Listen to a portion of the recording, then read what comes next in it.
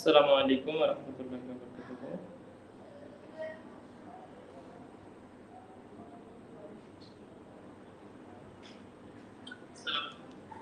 আসসালামু আলাইকুম ওয়া রাহমাতুল্লাহি ওয়া বারাকাতুহু। একটু জয়েন করো, জয়েন করে জানাও যে সবকিছু ঠিকঠাক দেখতে পাচ্ছ কিনা, শুনতে পাচ্ছ কিনা।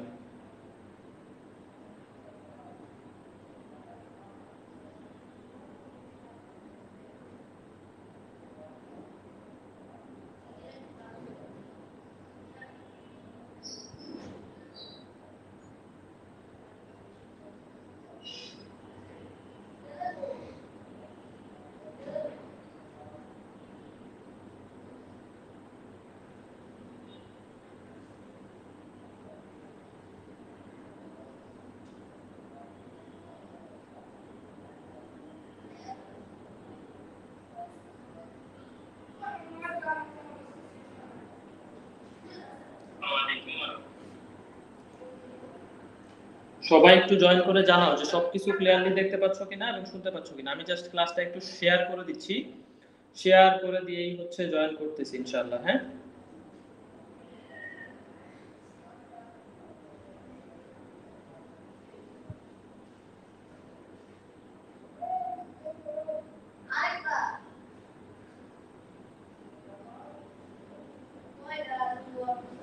ওকে, সবকিছু ক্লিয়ার আছে কিনা এটা একটু জানাও, তোমরা একটু জানাও, আর একটু জানাও যে হচ্ছে সবকিছু ক্লিয়ার দেখতে পাচ্ছ কিনা এবং শুনতে পাচ্ছ কিনা। ঠিক আছে, একটু জানাও যে সব ক্লিয়ার দেখতে পাচ্ছ কিনা এবং শুনতে পাচ্ছ কিনা। ওকে,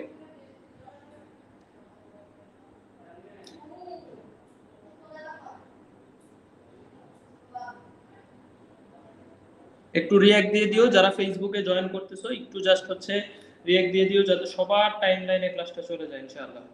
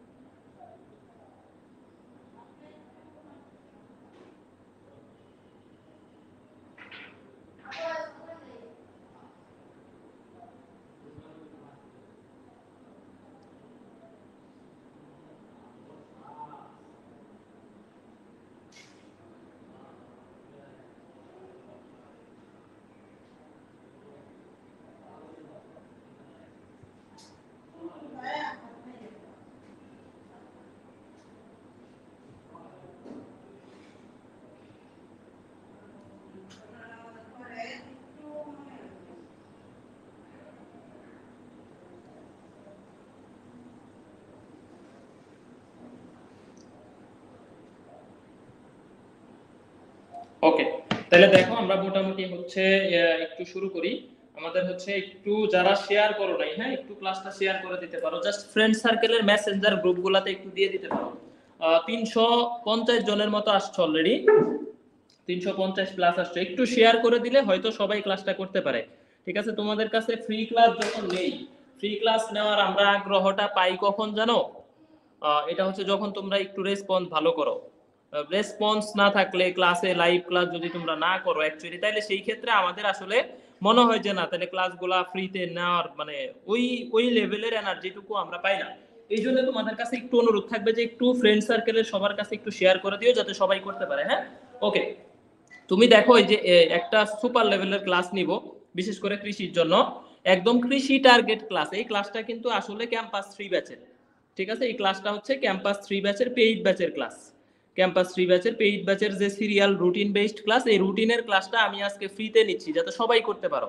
অথচ তোমাদের ব্যাপারটা দেখো, তোমাদের উপস্থিতি নাই, মাত্র 400 জন এখন পর্যন্ত আসছো। তাহলে এই যদি হয় অবস্থা, তাইলে আসলে ক্লাসগুলা কন্টিনিউ করা খুব কঠিন, বিশেষ করে ফ্রি ব্যাচে। ওকে, এনিওয়ে, এখন খেয়াল করো এই চ্যাপ্টারটা আমরা মোটামুটি দেখতেছি যে এগ্রি 22-23 প্রশ্ন আসছে দুইটা, এগ্রি 20-21 আসে নাই, এগ্রি 20-এও আসে নাই, এগ্রি 21-এও আসে নাই। ঠিক আছে, এগ্রি 19-এও আসে নাই। তো এইখান থেকে আমাদের প্রশ্ন হুট করে চলে আসে। এবার দেখো ঢাকা ইউনিভার্সিটি দুইটা আসছে, জিএসটি একটা আসছে, সিইউ একটা আসছে, জেইউ আর ইউ সব জায়গাতে আসছে। তো আশাবাদী যে এইবার এগ্রি 23-24 এখান থেকে প্রশ্ন আসবে একটা, ঠিক আছে? এগ্রি 23-24 ফিজিক্সের 20টা প্রশ্নের মধ্যে এই চ্যাপ্টার থেকে আশা করি যে একটা প্রশ্ন তুমি পাবা ইনশাল্লাহ, একটা প্রশ্ন এই চ্যাপ্টার থেকে পাবা। ওকে, যার যার জায়গা থেকে একটু একটু করে শেয়ার করে দাও জাস্ট মেসেঞ্জার গ্রুপগুলোতে, আর একটু রিঅ্যাক্ট দিয়ে দিও যাতে সবার টাইম লাইনে ক্লাসটা চলে যায়। তোমাদের কাছে এইটুকুই চাই। ইউটিউব ফেসবুক দুইটা জায়গায় লাইভ হইতেছে, দুইটা জায়গায় অনেকেই ক্লাস করতেছো। ইউটিউব থেকে আসা হচ্ছে প্রায় 100 জন এবং ফেসবুক থেকে অনেকে আসো, 400 জনের মতো আসো। তো যাই হোক, আমি তোমাদের কাছে এইটুকুই অনুরোধ করব, যার যার জায়গা থেকে জাস্ট ফ্রেন্ড সার্কেলদেরকে একটু শেয়ার করে দাও আর একটু রিঅ্যাক্ট দিয়ে দিও, ঠিক আছে? এখন খেয়াল করো, আমাদের এই চ্যাপ্টারটা আমি টোটাল হচ্ছে এগ্রি স্ট্যান্ডার্ড পড়াবো। অনেক ধরে ধরে কিন্তু একটা বেসিক ক্লাস অলরেডি তোমাদেরকে দিছি। ফ্রি ক্লাসটা করছো কে কে? ফ্রি বলতে ওইটা আসলে পেইড ব্যাচেরই ক্লাস ছিল। ওই ফ্রি ক্লাসের প্লে লিস্টের মধ্যে কিন্তু এই চ্যাপ্টারটা আছে, দুইটা লেকচার আছে, মহাকর্ষের লেকচার 1 লেকচার 2। এই দুইটা ক্লাস করছো কে কে একটু বলো তো? ফ্রি ক্লাস বা রেকর্ডেড ক্লাস এগুলা করছো কে কে? ঠিক আছে, এগুলা কে কে করছো একটু আমাকে জানাও, যে যারা যারা করছো তাদের মনে হয় যে আসলে কমপ্লিট হয়ে গেছে। ঠিক আছে, যারা ক্লাসটা অলরেডি করছো তাদের কিন্তু অলরেডি কমপ্লিট হয়ে গেছে, এখন জাস্ট হচ্ছে রিভিশন হবে। এখন জাস্ট রিভিশন হবে। ওই ফ্রি ক্লাস বলতে ওইটাও পেইড ব্যাচেরই ক্লাস ছিল, ওইটাও পেইড ব্যাচের ক্লাসটাই ফ্রিতে নিছি। এটাও কিন্তু আজকে কিন্তু পেইড ব্যাচেরই ক্লাস হইতেছে, বিশেষ করে ক্যাম্পাস 3 ব্যাচের যে রুটিন বেসড ক্লাসগুলো আমরা নিতেছি এগ্রির জন্য, ওই এগ্রির ক্লাসটা আমি ফ্রিতে নিতেছি আজকে। পেইড ব্যাচে হওয়ার কথা ছিল, ওইটা জাস্ট তোমাদের কথা চিন্তা করে ভাবলাম যে আজকে ফ্রিতে নেই, সাথে গুচ্ছের একটু সাবজেক্ট চয়েস নিয়েও 2-4টা কথাবার্তা ক্লাসের মধ্যে বলবো। ঠিক আছে, সাবজেক্ট চয়েস যারা জিএসটি তে চান্স পাইছো বিশেষ করে। ওকে, শুরু করি। দেখো, শুরু করি প্রথমেই হচ্ছে, দেখো কনসেপ্ট 1 শুরু করি একটু। প্রথমে এখানে দুইটা বিষয় আসবে, যে একটা মহাকর্ষ একটা অভিকর্ষ, এখানে দুইটা থিওরিটিক্যাল বিষয় আসবে। এই বিষয়টুকু তোমরা একটু ভালো করে খেয়াল করবা, যে মহাকর্ষ মানে যে কোনো দুইটা বস্তু হইলে এদের মধ্যে আকর্ষণটাকে বলবো মহাকর্ষ, আর অভিকর্ষে হইতে গেলে অবশ্যই যে কোনো একটা বস্তু হইতে হবে পৃথিবী। তার মানে দুইটা বস্তুর আকর্ষণ হইলেই সেটা মহাকর্ষ। এখন এই দুইটার মধ্যে যদি একটা কোনো কারণে পৃথিবী হয়ে যায়, ওইটা হচ্ছে অভিকর্ষ। তাহলে সকল অভিকর্ষকে আমরা মহাকর্ষ বলতে পারি, সকল অভিকর্ষকে মহাকর্ষ বলতে পারি, কিন্তু সকল মহাকর্ষ অভিকর্ষ নয়। এটা একটু ভুল লেখছে, এই যে নোটে টুকটাক ভুল লেখা থাকতে পারে, এইগুলা হচ্ছে যে নোট করে সে হয়তো তুলতে ভুল করতে পারে। সকল মহাকর্ষ অভিকর্ষ নয়, ঠিক আছে? খেয়াল করো এই জায়গাটা একটু দেখো। তাহলে মহাকর্ষ এবং অভিকর্ষ দুইটা জিনিসের মধ্যে একটা বেসিক হইতেছে, যে কোনো দুইটা বস্তুর আকর্ষণ হইলে বলবো মহাকর্ষ, আর দুইটার একটা পৃথিবী হইলে বলবো অভিকর্ষ। তাহলে সকল অভিকর্ষকে মহাকর্ষ বলতে পারলেও সকল মহাকর্ষকে অভিকর্ষ বলতে পারবো না, কারণ অভিকর্ষ তখনই হবে যখন একটা পৃথিবী থাকবে। ঠিক আছে, যখন একটা কি থাকবে বলো? পৃথিবী থাকবে, পৃথিবী থাকবে। এখন খেয়াল করো, ধরো একটা পৃথিবী একটা বস্তুকে ক্যাপিটাল এফ বলে আকর্ষণ করে, আবার এই বস্তু পৃথিবীকে স্মল এফ বলে আকর্ষণ করে। তাহলে এদের এই যে ব্যাপারটা হইতেছে, ধরো পৃথিবী আপেল পৃথিবীকে ক্যাপিটাল এফ এবং পৃথিবী আপেলকে স্মল এফ বলে আকর্ষণ করে, এটা দুইটাই সেম হয়ে গেছে। পৃথিবী আপেলকে ক্যাপিটাল এফ বলে এবং আপেল পৃথিবীকে স্মল এফ বলে আকর্ষণ করে, তাইলে এদের আকর্ষণ বলের মান সবসময় সমান হবে। এটা যদি সমান না হইতো, দেখো এটা যদি সমান না হইতো তাহলে ব্যাপারটা হইতো যে এই যে আকর্ষণ বল যদি সমান না হইতো, তাহলে অ্যাকচুয়ালি কি ব্যাপার হইতো? অ্যাকচুয়ালি তুমি সবগুলা পৃথিবীর কেন্দ্রের মধ্যে ঢুকে যাইতাম, কিন্তু আমরা কিন্তু ভূপৃষ্ঠে সাধারণভাবে চলাচল করতে পারি। এটার কারণ হইতেছে আমাদের আকর্ষণ বল পৃথিবীর সাথে সমান, ইকুয়াল। ঠিক আছে, এই জিনিসটুকু একটু ক্লিয়ার করো। এখন পর্যন্ত 490 জনের মতো ক্লাসে আসো, 500 জন এখনো হয় নাই। তোমাদের এই লেভেলের উপস্থিতি আসলে, ঠিক আছে, এই লেভেলের উপস্থিতি আসলে হচ্ছে আমি আশা করি না। যাই হোক, এনিওয়ে, তোমাদের চাইতে গতবারের পোলাপানরা অনেক ডেডিকেটেড ছিল। ঠিক আছে, ওরা ক্লাস মিস করে নাই, মানে গতবার বলো তার আগের বার বলো, ক্লাসগুলা মিস করে নাই। অনেক পোলাপান লাইভে ক্লাস করতো, বাট তোমাদের কেন জানি হচ্ছে ক্লাস করার প্রতি একটা ফোবিয়া কাজ করে, এটা আমি নিজেও জানি না। আর তোমরা অথচ তোমাদের ওদের ব্যাচে কিন্তু ম্যাকবুক ঘোষণা করি নাই, তোমাদের ব্যাচেই বলছি যে ম্যাকবুক দিব, ফার্স্ট হইলে ম্যাকবুক দিব, তারপরেও তোমরা ওই লেভেলের ইয়াটুকু পাও না। এখন দেখো, ঠিক আছে, এখন খেয়াল করো, তাহলে এই যে নিউটনের 1 নাম্বার কনসেপ্টটা হইতেছে নিউটনের মহাকর্ষ সূত্র। এখানে দুইটা জিনিস খেয়াল করবা, নিউটনের মহাকর্ষ সূত্রের ভিতরে ধরো দুইটা বস্তু আছে, একটা m1 একটা m2।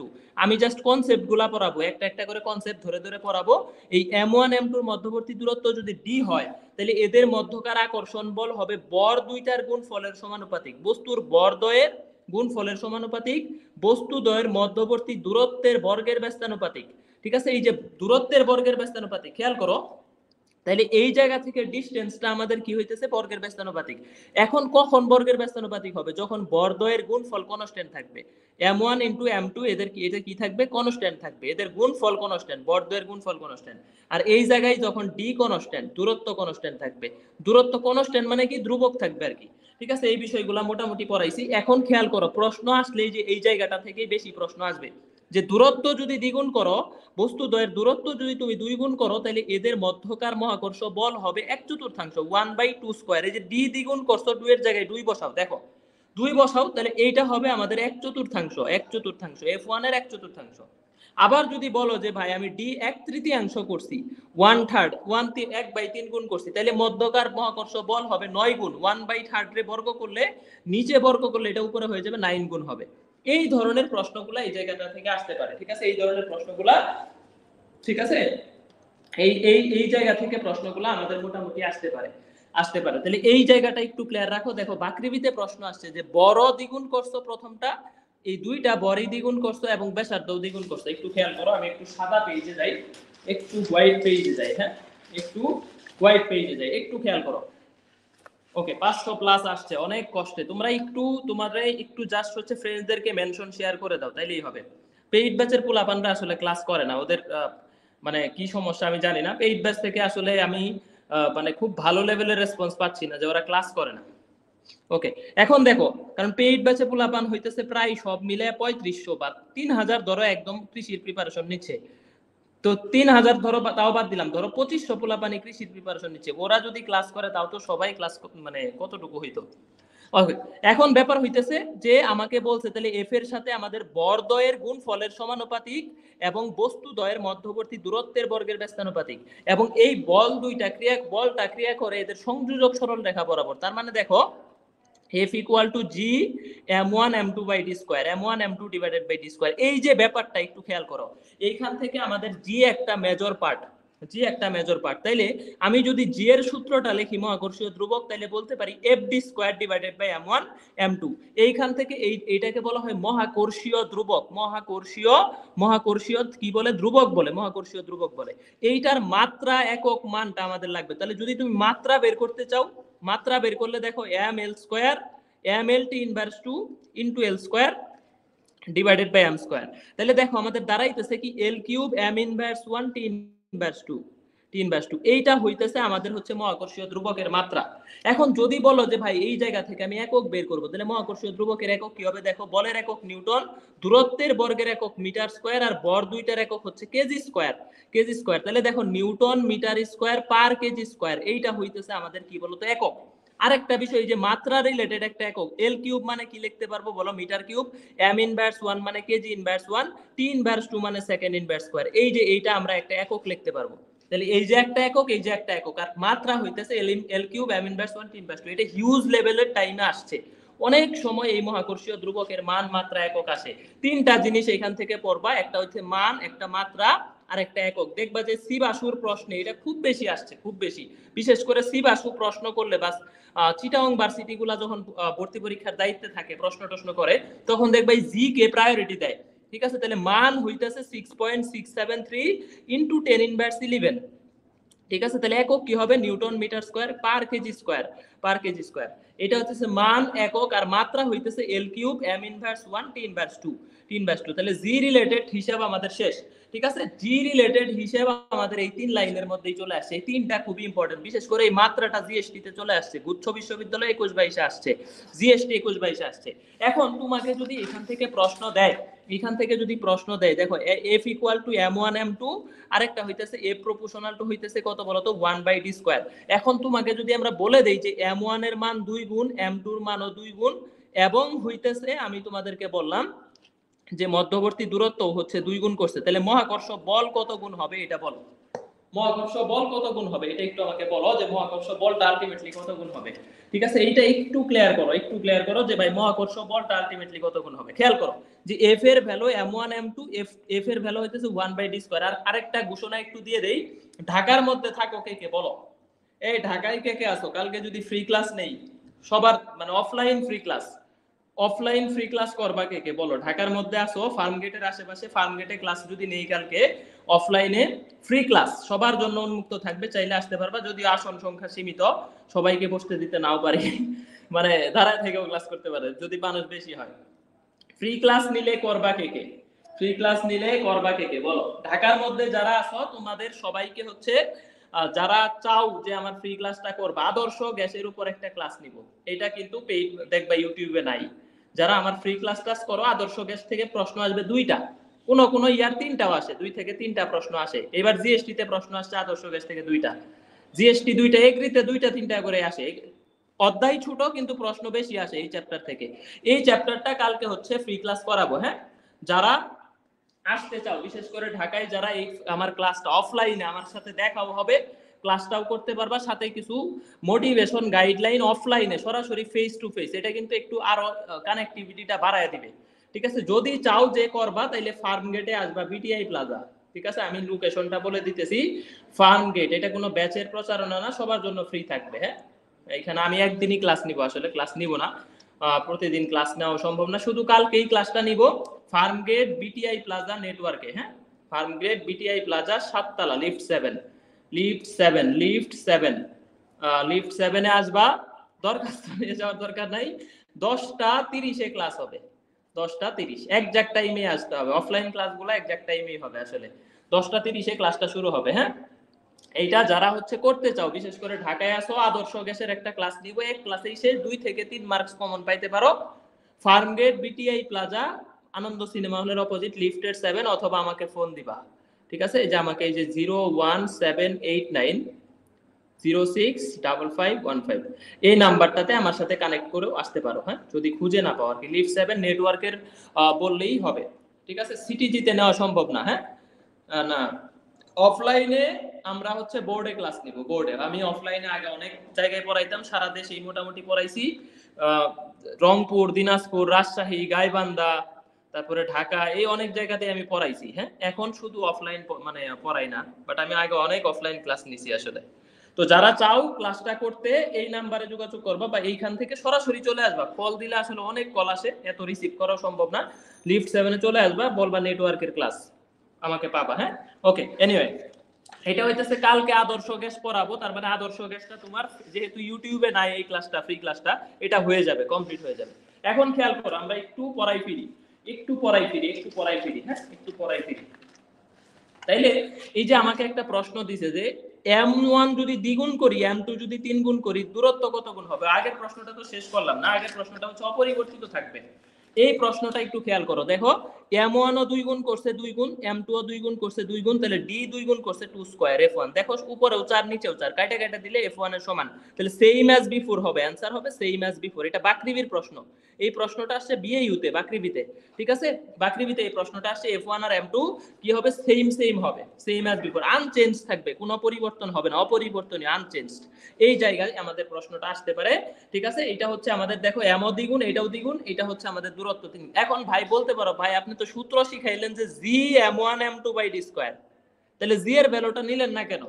ঠিক আছে, যখনই সমানুপাতিক ব্যস্তানুপাতিক সম্পর্ক হিসাব করবা, এই g টাকে কাউন্ট করা যাবে না। যখনই সমানুপাতিক ব্যস্তানুপাতিক, এটা তো একটা কনস্ট্যান্ট, ন্যাচারাল কনস্ট্যান্ট, এটা একটা মানে সমানুপাতিক ধ্রুবক, সব সময় কনস্ট্যান্ট, এইটার মান কখনো চেঞ্জ হবে না। তাহলে এইটা আমাদের কনস্ট্যান্ট গুলো আমরা তখন কাউন্ট করব না, যেটা যত গুণ বলা থাকবে শুধু ওইটাই নিব। ঠিক আছে, আমার কাছে মনে হয় এটা হচ্ছে ক্লিয়ার। এখন দেখো, তাহলে m1 এই যে এইটা যদি দ্বিগুণ করো, এটা যদি 3 গুণ করো, দূরত্ব দ্বিগুণ করো, এখন বলো তো কি হবে? এইটা হচ্ছে আমাদের ওই আগেরটা বাকৃবি 6 সাথে আসছে, তাহলে এইটার f2 কত হবে? দেখো f2 লিখবা, m1 দ্বিগুণ করছো তাহলে লেখো 2, m2 3 গুণ করছো লেখো 3, দূরত্ব 2 গুণ করছো লেখো 2 স্কয়ার, এই পাশে f1 দিয়ে দাও, তাহলে দেখো আমাদের आंसर হইতেছে 3/2 f1। তার মানে 1.5 টাইমস হইতেছে না, 1.5 টাইমস, 1 টাইমস মানে গুণ আর কি, 1.5 গুণ হবে, 1.5 গুণ। Very good, very good. ঠিক আছে, very good, very good, very good, very good. এই তোমরা কি শুরু করছো? সিরাজগঞ্জ আসেন, খুলনা আসেন, গেলে তো সব পালাবা। ঠিক আছে, এই যে পাবনায় দেখলাম লিচু নাকি অনেক বাম্পার ফলন হয়েছে, পাবনার কে কে আসছ? লিচু পাঠাবি, এই পাবনা। ঠিক আছে, মেন্টাল হসপিটাল বলে খেপাও, এখন দেখো নিউজ হয়েছে কালকে, পাবনায় এই বছর 3 গুণ হারে লিচু ফলন হয়েছে, বাম্পার ফলন। এই লিচু খাইতে হইলে এখন পাবনাদেরকে ধন্যবাদ দিতে হবে। পাবনায়রা আমার হচ্ছে জানের জান কলিজার স্টুডেন্ট, ঠিক আছে? তোমরা একটু লিচু টিচু বেশি করে পাঠাও। পাবনা যারা আছো তোমরা আজকে থেকে আমার প্রিয় ছাত্র, প্রিয় ছাত্রী, ঠিক আছে? পাবনায় পোলাপান যারা আছো তারা সেরা, তারা সবসময় ভালো। আর দিনাজপুর হচ্ছে ওইটা তো বলাই লাগে না, দিনাজপুররা আরো কলিজার টুকরা। তাহলে পাবনা আর দিনাজপুর যারা আছো, এবার আমের সিজন আসলে সব জায়গাতেই খারাপ, তো লিচু খাইয়ে বাঁচতে হবে। এই 2 জায়গার লিচু পাঠাবা। ওকে, এখন দেখো আমরা এক টানে 2টা কনসেপ্ট একটু শেষ করি। 1 কেজি ভরের 2টা বস্তু পরস্পর থেকে 1 মিটার দূরে রাখলে তাদের মধ্যকার আকর্ষণ বল কত হবে? এটা নরমাল প্রশ্ন। দেখো এক জি এর মানটা এখানে লেখা দেখো, 1 কেজি ভরের 2টা বস্তু পরস্পর থেকে 1 মিটার দূরে রাখছে, তাহলে মধ্যকার আকর্ষণ বল জি এর সমানই হবে। তাহলে এফ এর ভ্যালু হবে জি এর সমান, মানে 6.673। এককটা কিন্তু এখন 10 টু দি পাওয়ার মাইনাস, ওই এককটা কিন্তু নিউটন হবে, যেহেতু এটা একটা বল। এই প্রশ্নটা মেডিকেলে 21-22-এ 2বার আসছে, 20-21-এ সিইউ, বিএইউ, হাজী দানেশ, বিএইউ 6-7-এও আসছে, বাকৃবি 6-7-এও এই প্রশ্নটা আসছে, ঠিক আছে? তাহলে অনেক জায়গায় এই প্রশ্নটা আমাদের অ্যাকচুয়ালি আসছে। তার মানে মহাকর্ষীয় বলটা হবে মহাকর্ষীয় ধ্রুবকের সমান, এটার সমান এত নিউটন, এত নিউটন। পরেরটা দেখো 10 কেজি ভরের 2টা বস্তু 1 মিটার দূরে রাখলে আকর্ষণ বল কত? তাহলে খেয়াল করো, 6.673 10 two the power minus 11, 10 KG ভরের 2টা বস্তু পরস্পর থেকে 1 মিটার দূরে, তাহলে 1 স্কয়ার। তাহলে 100 বাদ দিয়ে দিলে দেখো 6.673 into 10 two the power minus 9 এত নিউটন। এই প্রশ্নটা এবার সিইউতে আসছে, টাইপ এই টাইপের একটা প্রশ্ন সিইউতে 23-24-এ চলে আসছে। একদম জাস্ট 100 কেজি মনে হয় দেওয়া ছিল, 100 কেজি, ঠিক আছে? এটা 100 কেজি মনে হয় দেওয়া ছিল, এই টাইপের একটা প্রশ্ন আসছে সিইউতে। ওকে, পরেরটা দেখো, যে 2টা বস্তুর মধ্যকার মহাকর্ষ বলে মধ্যকার দূরত্ব সমান রেখে ভরদ্বয় অর্ধেক করলে বল কত হবে? দূরত্ব যা আছে সেম আছে, তাহলে ভরদ্বয় যদি অর্ধেক করে দাও, 2টা বরই অর্ধেক, তাহলে একটা হাফ গুণ করছো আরেকটাও হাফ গুণ করছো, দূরত্ব যা ছিল তাই, দূরত্ব নিয়ে কোনো প্যারা নাই আমাদের। তাহলে f1, তাহলে দেখো আমাদের হচ্ছে 1/4f1, 1/4f1। এইটা রাজশাহীর প্রশ্ন, রাজশাহী 20-21, ঠিক আছে? রাজশাহী 20-21। তাহলে এই টাইপের প্রশ্ন যদি ভর্তি পরীক্ষায় আসে, বলো পারবা কিনা? এই টাইপের প্রশ্ন আসলে তোমরা হচ্ছে বলো পারবা কিনা, ঠিক আছে? এই টাইপের প্রশ্ন যদি আসে ভর্তি পরীক্ষায় পারবা কিনা? মোটামুটি শেষ এই কনসেপ্ট। আর একটা প্রশ্ন, ওই এটা তো করেই ফেলছি, প্রথম বর 2 গুণ পূর্বের বর 3 গুণ, এটা তো 1.5 টাইমস মাত্রই দেখাইলাম। একটা 2 গুণ করছে, একটা 3 গুণ করছে, দূরত্ব 2 গুণ করছে, তাহলে आंसर হবে 1.5 f1। এটা তো অলরেডি করা শেষ। তাহলে বলো এই কনসেপ্টটা ডান কিনা? এখান থেকে যে কোনো রকম প্রশ্ন তোমার ভর্তি পরীক্ষায় আসতে পারে। তাহলে এইভাবে আমরা মাত্র 7-8টা কনসেপ্ট, 6টা কনসেপ্ট করব, মাত্র 6টা কনসেপ্ট। 6টা কনসেপ্ট করলেই কৃষির প্রশ্ন ওকে, কৃষির জন্য ওকে। বিশেষ করে কৃষিতে যদি আমাকে বলো ভাই কোন টপিক থেকে প্রশ্ন আসবে, আমি তোমাকে বলতে পারি মহাকর্ষ বলের যে এই দূরত্বের সূত্র, এটা একটা ইম্পর্টেন্ট প্রশ্ন। কৃষিতে আরেকটা টপিক থেকে প্রশ্ন আসবে, এইটা আমি তোমাকে বলতে পারি, এটা হচ্ছে ভাই এই যে অভিকর্ষ স্তরণ, অভিকর্ষ স্তরণ GM by D R square, ঠিক আছে? জিএম বাই আর স্কয়ার, এই একটা সূত্র ভাই। আরেকটা টপিকস বলেন যেই 3টা টপিকস থেকে পড়লেই কৃষির প্রশ্ন ওকে। তাহলে কৃষির আরেকটা টপিকস হইতেছে মুক্তিবেগ। এই 3টা টপিক যদি ভালো করে পড়ে যাইতে পারো, মোটামুটি এইখান থেকেই ম্যাথমেটিক্যাল পার্টগুলো আসে। একটা অভিকর্ষ স্তরণ রিলেটেড যতগুলো আছে, মুক্তিবেগ, আর একটা হইতেছে মহাকর্ষ বল, এই একদম চকচকে করে পড়ে ফেলবা। দেখো নেক্সট টপিকসটা দেখো, নেক্সট টপিকসটা একটু দেখো, কনসেপ্ট নাম্বার 2। কনসেপ্ট নাম্বার 2টা একটু দেখো। হ্যাঁ, ডান, এক নাম্বার কনসেপ্ট ডান। তাহলে কনসেপ্ট নাম্বার 1 এ আরেকটা প্রশ্ন আছে যে এই টাইপসের, যে m ভরের একটা বস্তুকে কেটে যদি ছোট হাতের m এবং m মাইনাস ছোট হাতের m বস্তুতে রূপান্তরিত করা হয়, তাহলে এই capital m by small m এর মান কত হইলে f সর্বোচ্চ হবে? f সর্বোচ্চ হওয়ার একটা শর্ত হইতেছে এই পুরাটা এদের গুণফলটা হচ্ছে আমাদের ডিফারেন্সিয়েশন 0 হইতে হবে, m এর সাপেক্ষে ডিফারেন্সিয়েশন। তাহলে দেখো এটারে ডিফারেন্সিয়েশন করলে আমাদের কত হয়? Capital m minus 2m equal 0, তাহলে m বাই m এর ভ্যালুটা 2 হয়। এই প্রশ্নটা মোটামুটি মান সহ বিভিন্ন জায়গায় আসছে। দেখো জাহাঙ্গীরনগরে আসছে, রাজশাহীতে আসছে, বুয়েটে আসছে, বুয়েট 22-23, রাজশাহী 22-23, জাহাঙ্গীরনগর। এই প্রশ্নটা মোটামুটি আসে যে m বাই, এটা দেখবা সব জায়গায় মান সহ আছে 2, m বাই m এর ভ্যালু হবে 2। এই প্রশ্নটা একটু করে ফেলো। হ্যাঁ, এখন দেখো জি এর মান মাত্র একক করা শেষ। এখন আমরা যদি তোমাকে বলা হয় যে অভিকর্ষ স্তরণ রিলেটেড টপিকটা পড়ান, তাহলে জায়গা ভেদে আমাদের ভর সেম থাকে, এই কথাটা, যেমন চাঁদে ভর যদি 75 কেজি, পৃথিবীতে ভর 75 কেজি হবে, কিন্তু ওজন পরিবর্তন হয়। এই যে দেখো অনেকেই যে এভারেস্টে চলে গেছে, এভারেস্ট বিজয় করছে, এভারেস্টের চূড়ায় কিন্তু আমাদের ওজনের তারতম্য হবে, ওই জায়গায় কিন্তু তোমার ওজন পৃথিবীর এই জায়গার ওজনের সমান হবে না। ঠিক আছে, ওজন চেঞ্জ হবে, কারণ হচ্ছে অভিকর্ষ ত্বরণের একটা ফ্যাক্ট আছে। তাহলে বস্তুর ওজন ভর পৃথিবীতে 75 কেজি হইলে চাঁদেও ভর 75 কেজি হবে, বাট ওজন কিন্তু চেঞ্জ হয়ে যাবে। এখান থেকে প্রশ্ন বিভিন্ন জায়গায় আসে, ঠিক আছে। আর মহাকর্ষীয় ক্ষেত্র প্রাবল্য আর মহাকর্ষীয় ওই অভিকর্ষ ত্বরণ কিন্তু সেম জিনিস, ঠিক আছে। তার মানে ই ইকুয়াল টু সমান সমান আর কি, ই ইকুয়াল টু জি। তাহলে মাত্রা একক কি হবে বলো? এই অভিকর্ষ ত্বরণের মাত্রা যেটা একক, যেটা এই মহাকর্ষীয় ক্ষেত্র প্রাবল্যের একক মাত্রা কি হবে? সেম হবে। তাহলে অভিকর্ষ ত্বরণের যেই সূত্রটা আছে gm/r², এটা কিন্তু ই এরও সূত্র। তাহলে gm/r², এই gm/r²টা আমাকে একটু দেখো, খেয়াল করো, এখানে আমাদের দুইটা সূত্র আছে বিশেষ করে। একটা সূত্র হইতেছে দেখো g ইকুয়াল টু gm/r²। এই থেকে প্রশ্ন অনেক বেশি আসে ভর্তি পরীক্ষায়, অনেক বেশি, স্টার দিয়ে রাখো। এখন তোমাকে এখান থেকে বলতে পারে ভাই g/g কত, দেখো বলতে পারে g/g এটার ভ্যালু কত, তাহলে এটার ভ্যালু হবে m/r², এইটার ভ্যালু হবে m/r²। অথবা বলতে পারে পৃথিবীর ভর নির্ণয়ের সূত্র কোনটা, তাইলে হবে দেখো m equal to gr² divided by g। এই যে এটা হচ্ছে পৃথিবীর ভর নির্ণয়ের সূত্র। পৃথিবীর ভর নির্ণয়ের সূত্র কোনটা এটা বলতে পারে, ঠিক আছে, এটা আমাকে এখান থেকে বলতে পারে। এখন দেখো আমাদের আরেকটা সূত্র জানি না আমরা, যে m equal to rho V, ঘনত্ব ইনটু আয়তন। তাহলে ঘনত্বের সাথে যখন সম্পর্ক নিব, আয়তন তো হচ্ছে 4/3 পাই আর কিউব। এইখানে যদি তুমি এখন বসায় দাও যে জি এর ভ্যালু হইতেছে দেখো, এইখানে যদি সবগুলা বসায় দাও যে 4/3, প্রথমে দেখো এই জি এর জায়গায় জি রাখো, এম এর জায়গায় দেখো রো, আর ভি এর মান হচ্ছে 4/3, দেখো রো কে রাখো। আয়তন হচ্ছে কত? 4/3 পাই আর কিউব, আর নিচে একটা আর স্কয়ার দিয়ে দাও। দেখো আমি জাস্ট হচ্ছে m equal to rho V সূত্রটা বসাইছি। এখন তাইলে এই আর কিউবকে আর স্কয়ার দিয়ে কাটলে একটা আর থাকে। দেখো তো আমি বলতে পারি না 4/3 পাই আর রো জি, এই যে একটা সম্পর্ক আমার হইতেছে, এটা হচ্ছে কিসের সম্পর্ক হইতেছে? অভিকর্ষ ত্বরণের, ঠিক আছে। এই অভিকর্ষ ত্বরণের এখানে একটা সম্পর্ক হয়ে গেল। আমরা একটু শীটে আসি, দেখো তাহলে দুইটা সম্পর্ক পাইলাম। একটা হইতেছে g equal to 4/3 pi R rho G, আরেকটা সূত্র পাইলাম যে g ইকুয়াল টু gm/r²। কিন্তু কাহিনী হলো এইটা হচ্ছে গ্রহের ভর, গ্রহের ব্যাসার্ধ, দুইটাই, এটা গ্রহের ভর, এটা গ্রহের ব্যাসার্ধ, ঠিক আছে। আর এই জায়গায় আমাদের এইটা কিন্তু হচ্ছে, এটাও গ্রহের ব্যাসার্ধ, বাট এই জায়গায় দেখো গ্রহের ব্যাসার্ধের সাথে আমাদের সম্পর্ক হইতেছে অভিকর্ষ ত্বরণ সমানুপাতিক সম্পর্ক, বাট এই জায়গায় বলতেছে বর্গের ব্যস্তানুপাতিক। দুই রকম সূত্র হয়ে যাইতেছে, দুই রকম। কিন্তু এই জায়গায় তোমাকে বুঝতে হবে যে এই জায়গায় গ্রহের ভরটা কনস্ট্যান্ট থাকবে, আর এই জায়গায় হচ্ছে ঘনত্ব সমান হইলে, ঘনত্ব কনস্ট্যান্ট থাকলে অভিকর্ষ ত্বরণ ব্যাসার্ধ সমানুপাতিক, আর ভর কনস্ট্যান্ট হইলে অভিকর্ষ ত্বরণের সাথে ব্যাসার্ধ বর্গের ব্যস্তানুপাতিক সম্পর্ক। এখন তোমাকে যদি বলা হয় যে ভাই অর্ধেক ব্যাসার্ধ হাফ গুণ করছে, অর্ধেক ব্যাসার্ধের গ্রহে অভিকর্ষ ত্বরণ কত, বলো তো কত হবে? অ্যানসার দাও। অর্ধেক ব্যাসার্ধ অর্ধেক করে দিছো, কোনো কিছুই বলে নাই, নরমালি বলছে যে পৃথিবীর অর্ধেক ব্যাসার্ধের গ্রহে অভিকর্ষ ত্বরণ কত। ব্যাসার্ধ অর্ধেক যদি করো, অভিকর্ষ ত্বরণ দেখো 4 গুণ হবে, 1/2 স্কয়ার, হাফ স্কয়ার g1। তাহলে দেখো আগের g1 এর 4 গুণ হবে, 4 গুণ মানে তাহলে কত বলো তো? 39.2 মিটার পার সেকেন্ড স্কয়ার।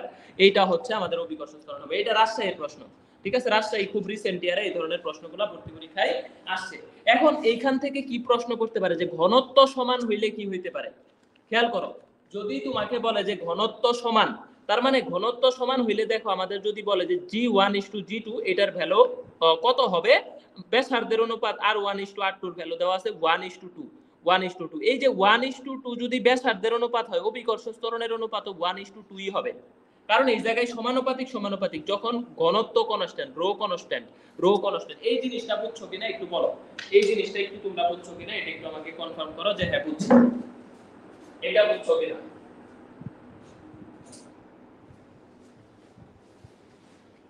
ঠিক আছে, ডান বুঝছো কিনা, ডান বলো। এই যে দেখো, এই যে পৃথিবীর অর্ধেক ব্যাসার্ধের গ্রহে অভিকর্ষ ত্বরণ কত? রাজশাহী প্রশ্ন, এই যে দেখো 39.2 মিটার পার সেকেন্ড, ঠিক আছে। এই যে পৃথিবীর অর্ধেক ব্যাসার্ধের গ্রহে অভিকর্ষ ত্বরণ কত, তাহলে এইটা আর করাইলাম না। এখন দেখো এইখান থেকে আমাকে শেরে বাংলাতে একটা প্রশ্ন দিছে 17-18, শেরে বাংলার একদম রিসেন্ট ইয়ার, বলছে ভর 2 গুণ ব্যাসার্ধ 2 গুণ অভিকর্ষ ত্বরণ কত গুণ হবে? এইটার আমাকে অ্যানসার দাও। এটা একটু সাদা পাতায় যাই, যে ভর 2 গুণ অভিকর্ষ ত্বরণ 2 গুণ, এটা একটু বলো। যে সূত্র হইতেছে g ইকুয়াল টু gm/r²। প্রত্যেকটা সূত্রের প্রত্যেকটা সম্পর্ক অনেক ইম্পর্টেন্ট। এখন আমাকে এখানে বলছে যে বড় 2 গুণ এবং ব্যাসার্ধ 2 গুণ, তাহলে অভিকর্ষ ত্বরণ কত হবে? এটা একটু বলো। অভিকর্ষ ত্বরণ অ্যাকচুয়ালি কত হবে? তোমরা অনেকে এটা অ্যানসার ইজিলি বের করতে পারবা।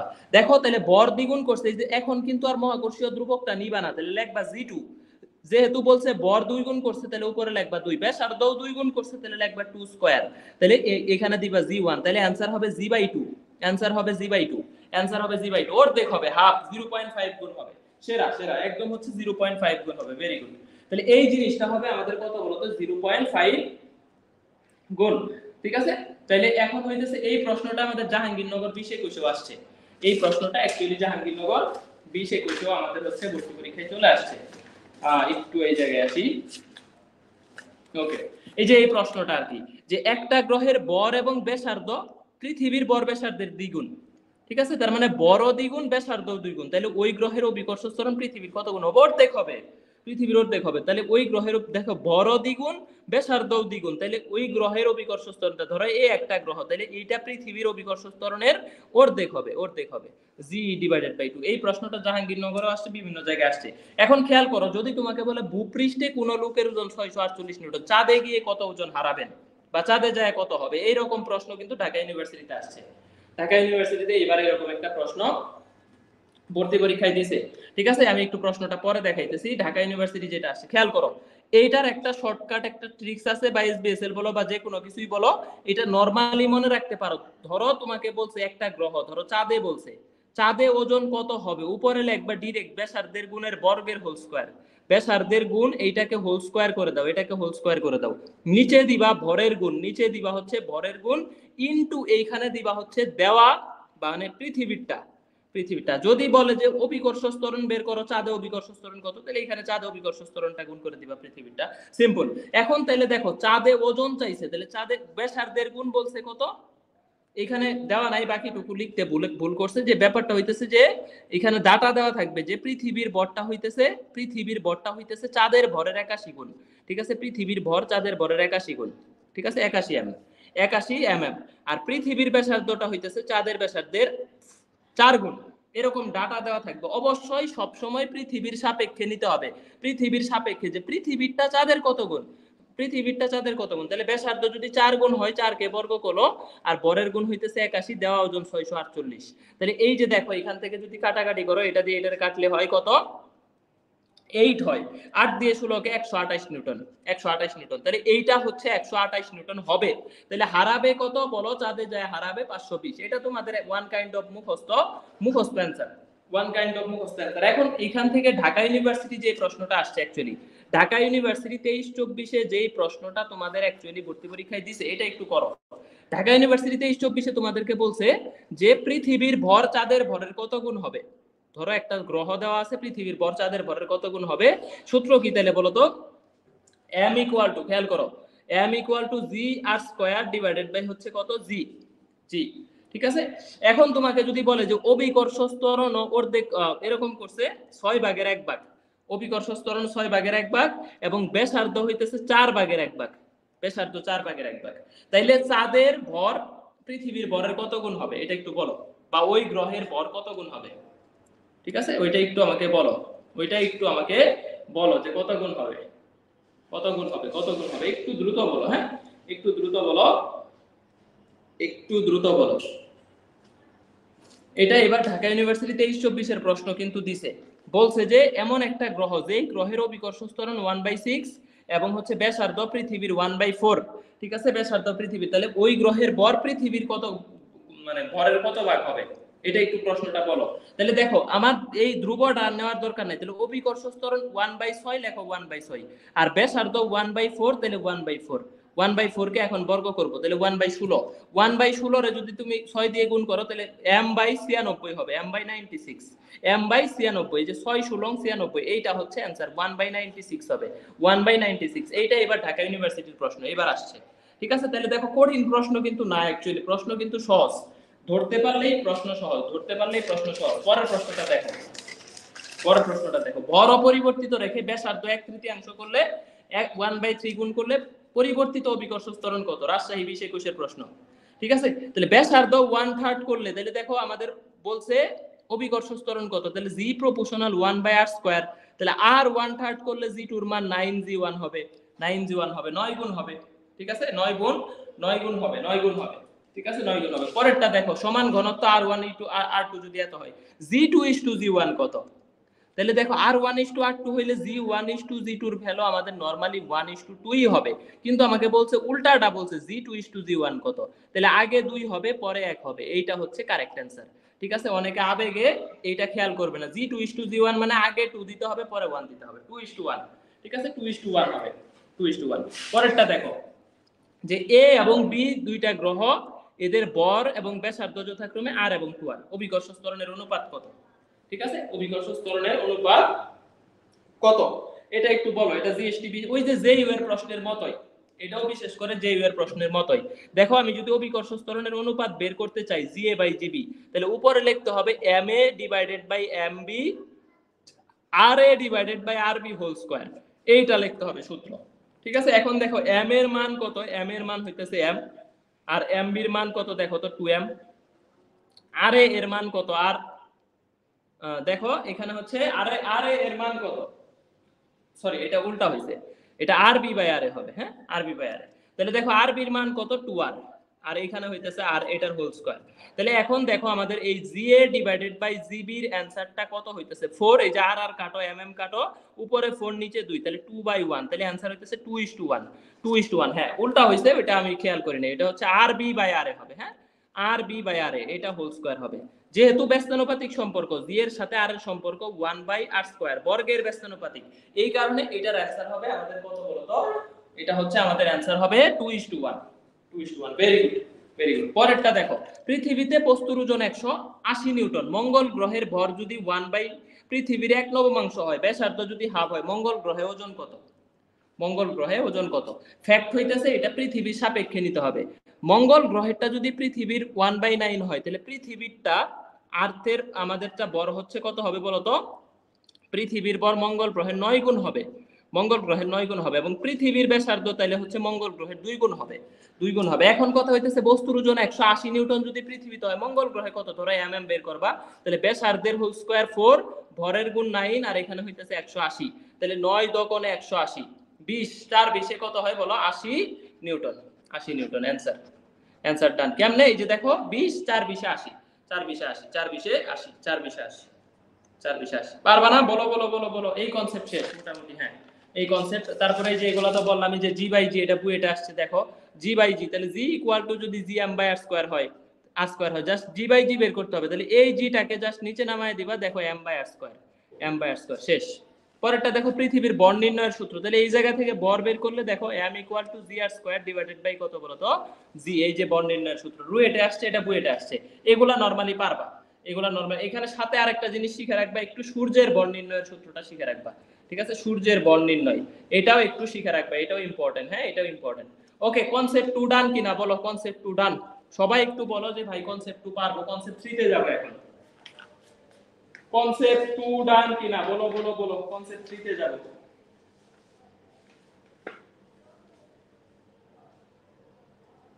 ওকে ডান, কনসেপ্ট 2 যদি ডান হয়, একটু খেয়াল করো, কনসেপ্ট 2 যদি ডান হয়, কনসেপ্ট 2 যদি ডান হয়, কনসেপ্ট 2 যদি আমাদের মোটামুটি ডান হয়, তাহলে কনসেপ্ট 3 তে আমাদের হচ্ছে জি এর তারতম্য, মূলত যে ঊর্ধ্বগামী লিফটের ক্ষেত্রে জি এর মানটা হবে আমাদের কত বলতো? জি প্লাস এ ত্বরণে উপরে উঠতেছে।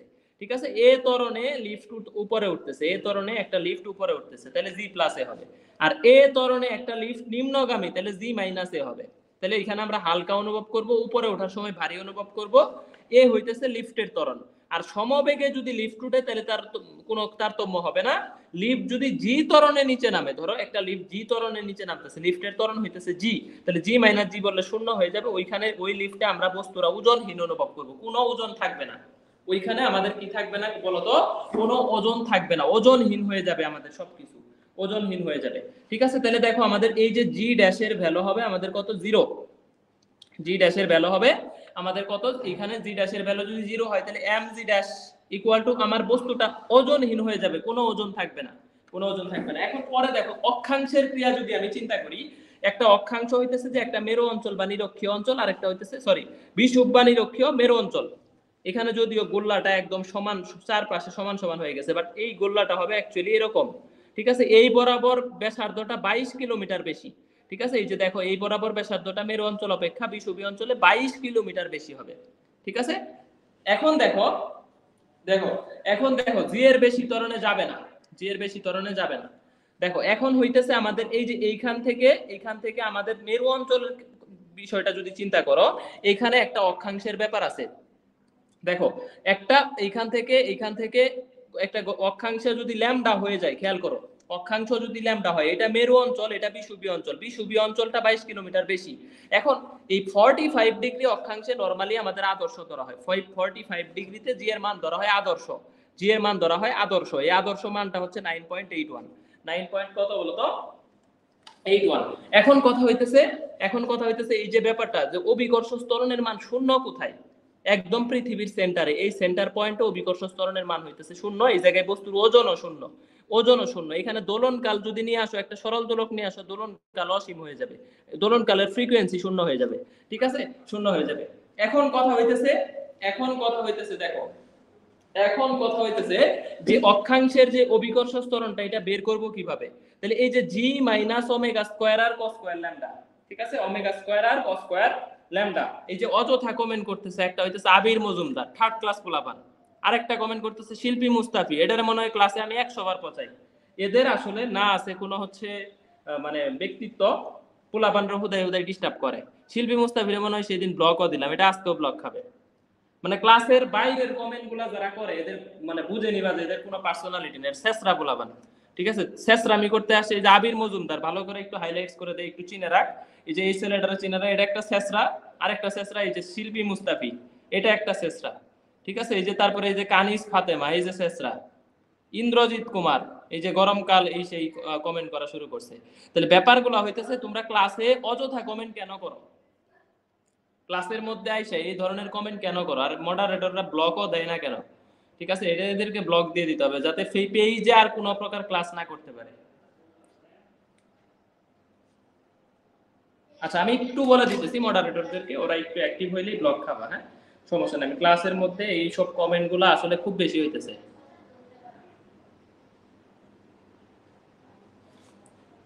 একটু আমি বলে দিতেছি যাতে ব্লক দেয়। ইরিলেভেন্ট কোনো একটা কমেন্ট হইলে টাচ করে ব্লক খাবা, তার মানে তুমি ফিজিক্স হান্টার্স এর পেজের আর কোনো পোস্ট কখনোই দেখতে পারবে না, ঠিক আছে। এবং এটা কখনোই কৃষি পরীক্ষার আগ পর্যন্ত আর তুমি কোনোভাবেই এটা পাবা না, যেতে হচ্ছে। ওকে আমি একটু বলে দেই, হ্যাঁ একটু বলে দেই, জাস্ট একটা মিনিট আমাকে একটু টাইম দাও তোমরা।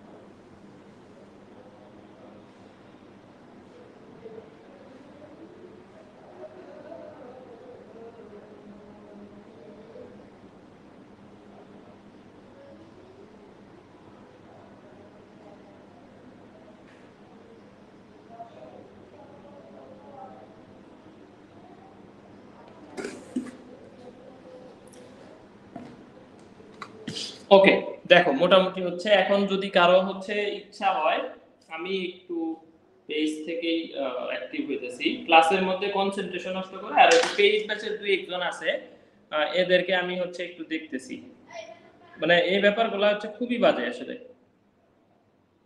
এই যে শিল্পী মুস্তাফি, এটা আমার পেইড ব্যাচের স্টুডেন্ট, এটারে আমি টাচ করে ব্লক দিব এখন। এখন ভাই আপনি কমেন্টগুলো দেখেন কেন? বিশেষ করে আমি কমেন্ট না দেখলেও তোমরা তো ঠিকই দেখতেছো, তোমাদের তো এই কনসেন্ট্রেশনগুলো ব্রেক হইতেছে। ক্লাসের মধ্যে অযথা কমেন্ট কেন করতে হবে? তোমার যদি ভালো না লাগে তুমি চলে যাও ভাই। আরেকজনের ক্লাসে এসে কেন থার্ড ক্লাস গিরি করো? কেন হচ্ছে ক্লাসের মধ্যে এসে এরকম মানে অযথা কমেন্ট করে আরেকজনের মনোযোগ ডিস্টার্ব করো? ঠিক আছে, ওকে, আমি হচ্ছে অ্যাক্টিভ আছি, আমার মডারেটর লাগবে না, ব্লগ দেওয়ার জন্য আমি যথেষ্ট। কারো যদি মনে হয় যে কমেন্ট করে ক্লাসের কনসেন্ট্রেশন নষ্ট করবা, করো, ওকে, নাও ইউ ক্যান। ঠিক আছে,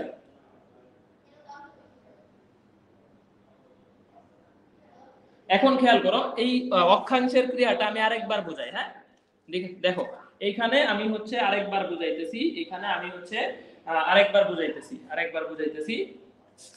দেখো, তাহলে আমি এই জায়গায় আমি এইটা হচ্ছে আরেকটু বলতেছি অক্ষাংশের ক্রিয়াটা। হ্যাঁ, অক্ষাংশের ক্রিয়ার যেই ব্যাপারটা, এটা দেখো পৃথিবীটা ধরো হইলো না, এই পৃথিবীটা এরকম, এই পৃথিবীটা হচ্ছে এরকম, তাহলে এই জায়গায় হইতেছে, ধরো এটা হচ্ছে নিরক্ষীয় অঞ্চল, আর এটা হচ্ছে আমাদের কি অঞ্চল বলতো? বিষুবীয় অঞ্চল, মেরু অঞ্চল। এটা হচ্ছে মেরু, আর এইটা হইতেছে আমাদের কি বলতো? নিরক্ষীয় অঞ্চল, মানে নিরক্ষীয় বা বিষুব অঞ্চল। সাউন্ড আসে না? সাউন্ড কি আসতেছে না? একটু বলো সাউন্ড আসতেছে না কিনা, ক্লাসে সাউন্ড ওকে আছে কিনা, সাউন্ড কি শোনা যাচ্ছে না? সাউন্ড ওকে আছে না? হ্যাঁ, ক্লিয়ার আছে, অল ক্লিয়ার আছে। ঠিক আছে, তাহলে এখন দেখো তাহলে নিরক্ষীয় অঞ্চল আর একটা হইতেছে মেরু অঞ্চল। কি বললাম? নিরক্ষীয় অঞ্চল বা বিষুবীয় অঞ্চল। এই বিষুব অঞ্চলটা হইতেছে আমাদের মূলত 22 কিলোমিটার দৈর্ঘ্য বেশি। তাহলে এই জায়গায় 100% আমাদের অভিকর্ষ ত্বরণ কি হবে বলতো? কম হবে। অভিকর্ষ ত্বরণ আমাদের কি হবে? কম হবে। এখন ব্যাপার হইতেছে এই যে আমাদের এখানে যদি ল্যামডা হয়, অক্ষাংশের দৈর্ঘ্য যদি আমাদের কি হয় বলতো? ল্যামডা হয়, তাহলে আমাদের এইটার একটা সূত্র হইতেছে যে g lambda equal to g minus omega square r cos square lambda, omega square r cos square lambda.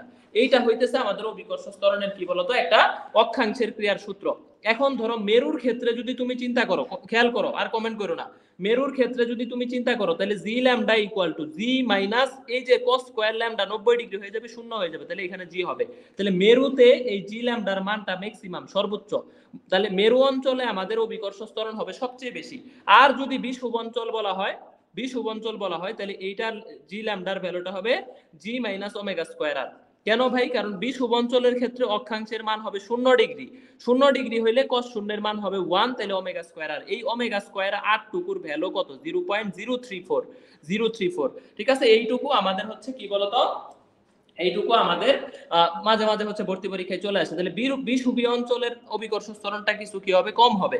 ঠিক আছে, বিষুবীয় অঞ্চলের অভিকর্ষ ত্বরণটা কম হবে। এখন খেয়াল করো, তাহলে ওমেগা স্কয়ার আর, এই ওমেগা হচ্ছে পৃথিবীর ঘূর্ণন মানে কৌণিক বেগ, আর একটা হইতেছে আমাদের এই আর হচ্ছে পৃথিবীর ব্যাসার্ধ। এইটুকু টোটাল টুকুর গুণফল হইতেছে কত? 0.034।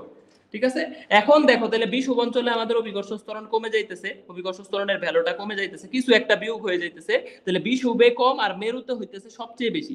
এখন তোমাকে যদি বলে ঘূর্ণন থেমে গেছে, পৃথিবীর ঘূর্ণন থেমে গেছে, তাহলে থেমে গেলে কি হবে বলো তো? পৃথিবীর ঘূর্ণন থেমে গেলে কৌণিক বেগ শূন্য হবে। এখন কৌণিক বেগ যদি শূন্য হয়ে যায়, তাহলে এই জি ল্যামডার ভ্যালু হবে অভিকর্ষ ত্বরণের সমান, কারণ এই পুরাটুক শূন্য হয়ে যাবে, এই পুরাটুক শূন্য, ওমেগা শূন্য মানে পুরাটুক শূন্য, তাহলে আগের সমানই হইতেছে। তাহলে এই মেরুর ক্ষেত্রে কি হবে? দেখো মেরুতে তো আগে থেকেই জি এর মানটা হচ্ছে জি এর সমান, তাহলে মেরুতে সেম থাকবে, মেরুতে আমাদের সেম থাকবে। বাট বাকি সকল জায়গায়, বিষুব সহ বাকি সকল জায়গায় বিষুবে জি বাড়বে, বিষুবে অভিকর্ষ ত্বরণ বাড়বে, মেরুতে সেম থাকবে, বিষুবে বাড়বে। ঠিক আছে, এটা হচ্ছে একটা বেসিক বিষয়।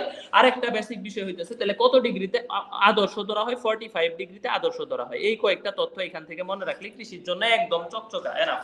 ঠিক আছে, কৃষির জন্য মোর দেন এনাফ। এখন দেখো আমরা আবার কনসেপ্টে যাই, তাহলে এইখান থেকে আমরা যে বিষয়টুকু দেখলাম, তাহলে এই যে কত ডিগ্রি অক্ষাংশে জি এর মান সর্বনিম্ন? 0 ডিগ্রি অক্ষাংশে বা মেরু বিষুবে। কত ডিগ্রি অক্ষাংশে সর্বোচ্চ? 90 ডিগ্রি অক্ষাংশে জি এর মান সর্বোচ্চ। 90 ডিগ্রি অক্ষাংশ মানে মেরু, 0 ডিগ্রি অক্ষাংশ মানে বিষুব, আর আদর্শ ধরা হয় 45 ডিগ্রিতে। বিষুবে 9.78, মেরুতে 9.83, আর আদর্শ ধরা হয় 9.81। এটা 45 ডিগ্রিতে। ঠিক আছে, এখন দেখো এই যে ডেন্টালে চলে আসছে 20-21 বলছে যে 90 ডিগ্রিতে যে এর মান সর্বোচ্চ হয়। কত ডিগ্রি অক্ষাংশে যে এর মান সর্বোচ্চ? অ্যান্সার হবে 90 ডিগ্রি অক্ষাংশে। এটা 45 জায়গায় না। এই যে এখানে কিছু তথ্য আছে যে মেরুতে কত, বিষুবে কত, ঢাকায় কত, মঙ্গলে কত, এই সব কিছু লাগবে না, শুধু মঙ্গল, শুধু চাঁদ আর মেরু অঞ্চল, বিষুবীয় অঞ্চল, এই চারটা জিনিস পড়লে আমাদের এনাফ।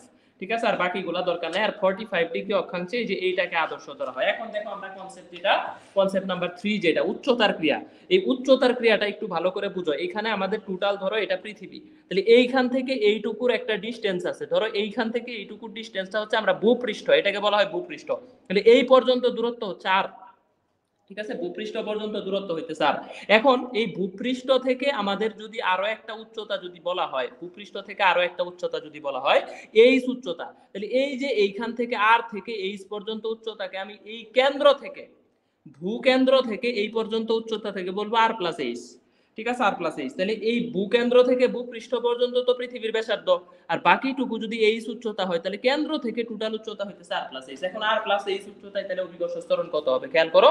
তাহলে জি এইচ এর ভ্যালু হবে R by R plus H whole square. এটাই হচ্ছে টোটাল সূত্র, আমি একবারে লিখে ফেললাম। হ্যাঁ, আরেকটা সূত্র আইতেছে, সূত্র আছে যেটা হচ্ছে GH = 1 - 2h/r * অভিকর্ষ ত্বরণ জি। এই সূত্রটা অনলি হয়, লেখা রাখো, অনলি হয় শুধুমাত্র তখনই ব্যবহার করা যাবে যখন এইচ এর ভ্যালুটা আর এর চাইতে অনেক অনেক ছোট, অনেক অনেক ছোট। ঠিক আছে, অনেক অনেক ছোট। তার মানে এই সূত্রটা আসলে আলটিমেটলি আসছে কই থেকে? এই যে GH = gm/r এর জায়গায় এখন শুধু r + h হোল স্কয়ার, এইটা থেকে আমরা ভাগ করে দিছি, জি এর সমীকরণকে এটা দিয়ে ভাগ করছি, তখন এটা অনুপাত আকারে আসছে। ঠিক আছে, তাহলে উচ্চতার সূত্র বললেই এইটা হচ্ছে সব সময় অ্যাকুরেট সূত্র। এই সূত্রটা হচ্ছে সব সময় অ্যাকুরেট সূত্র, সব সময় অ্যাকুরেট সূত্র। ঠিক আছে, অ্যাকুরেট সূত্র। ওকে, তাহলে এখন ব্যাপার হইতেছে, খেয়াল করো এই জিনিসটা তোমাদের মোটামুটি ক্লিয়ার। এই যে তাসনিয়া এটা অযথা কমেন্ট করতেছে, যেটা বুঝাইছি ওটা মনোযোগ দিয়ে বুঝো। হ্যাঁ, এটা মনোযোগ দিয়ে বুঝো। মোহাম্মদ হচ্ছে সরকার, তোমার কোথাও চান্স হয় না আর হবেও না। হ্যাঁ, ক্লাসের মধ্যে এসে এরকম কমেন্ট করলে এটা চান্স এভাবে হয় না। চান্স পাইতে গেলে পড়াশোনা থাকতে হয়, ডেডিকেটেড থাকতে হয়।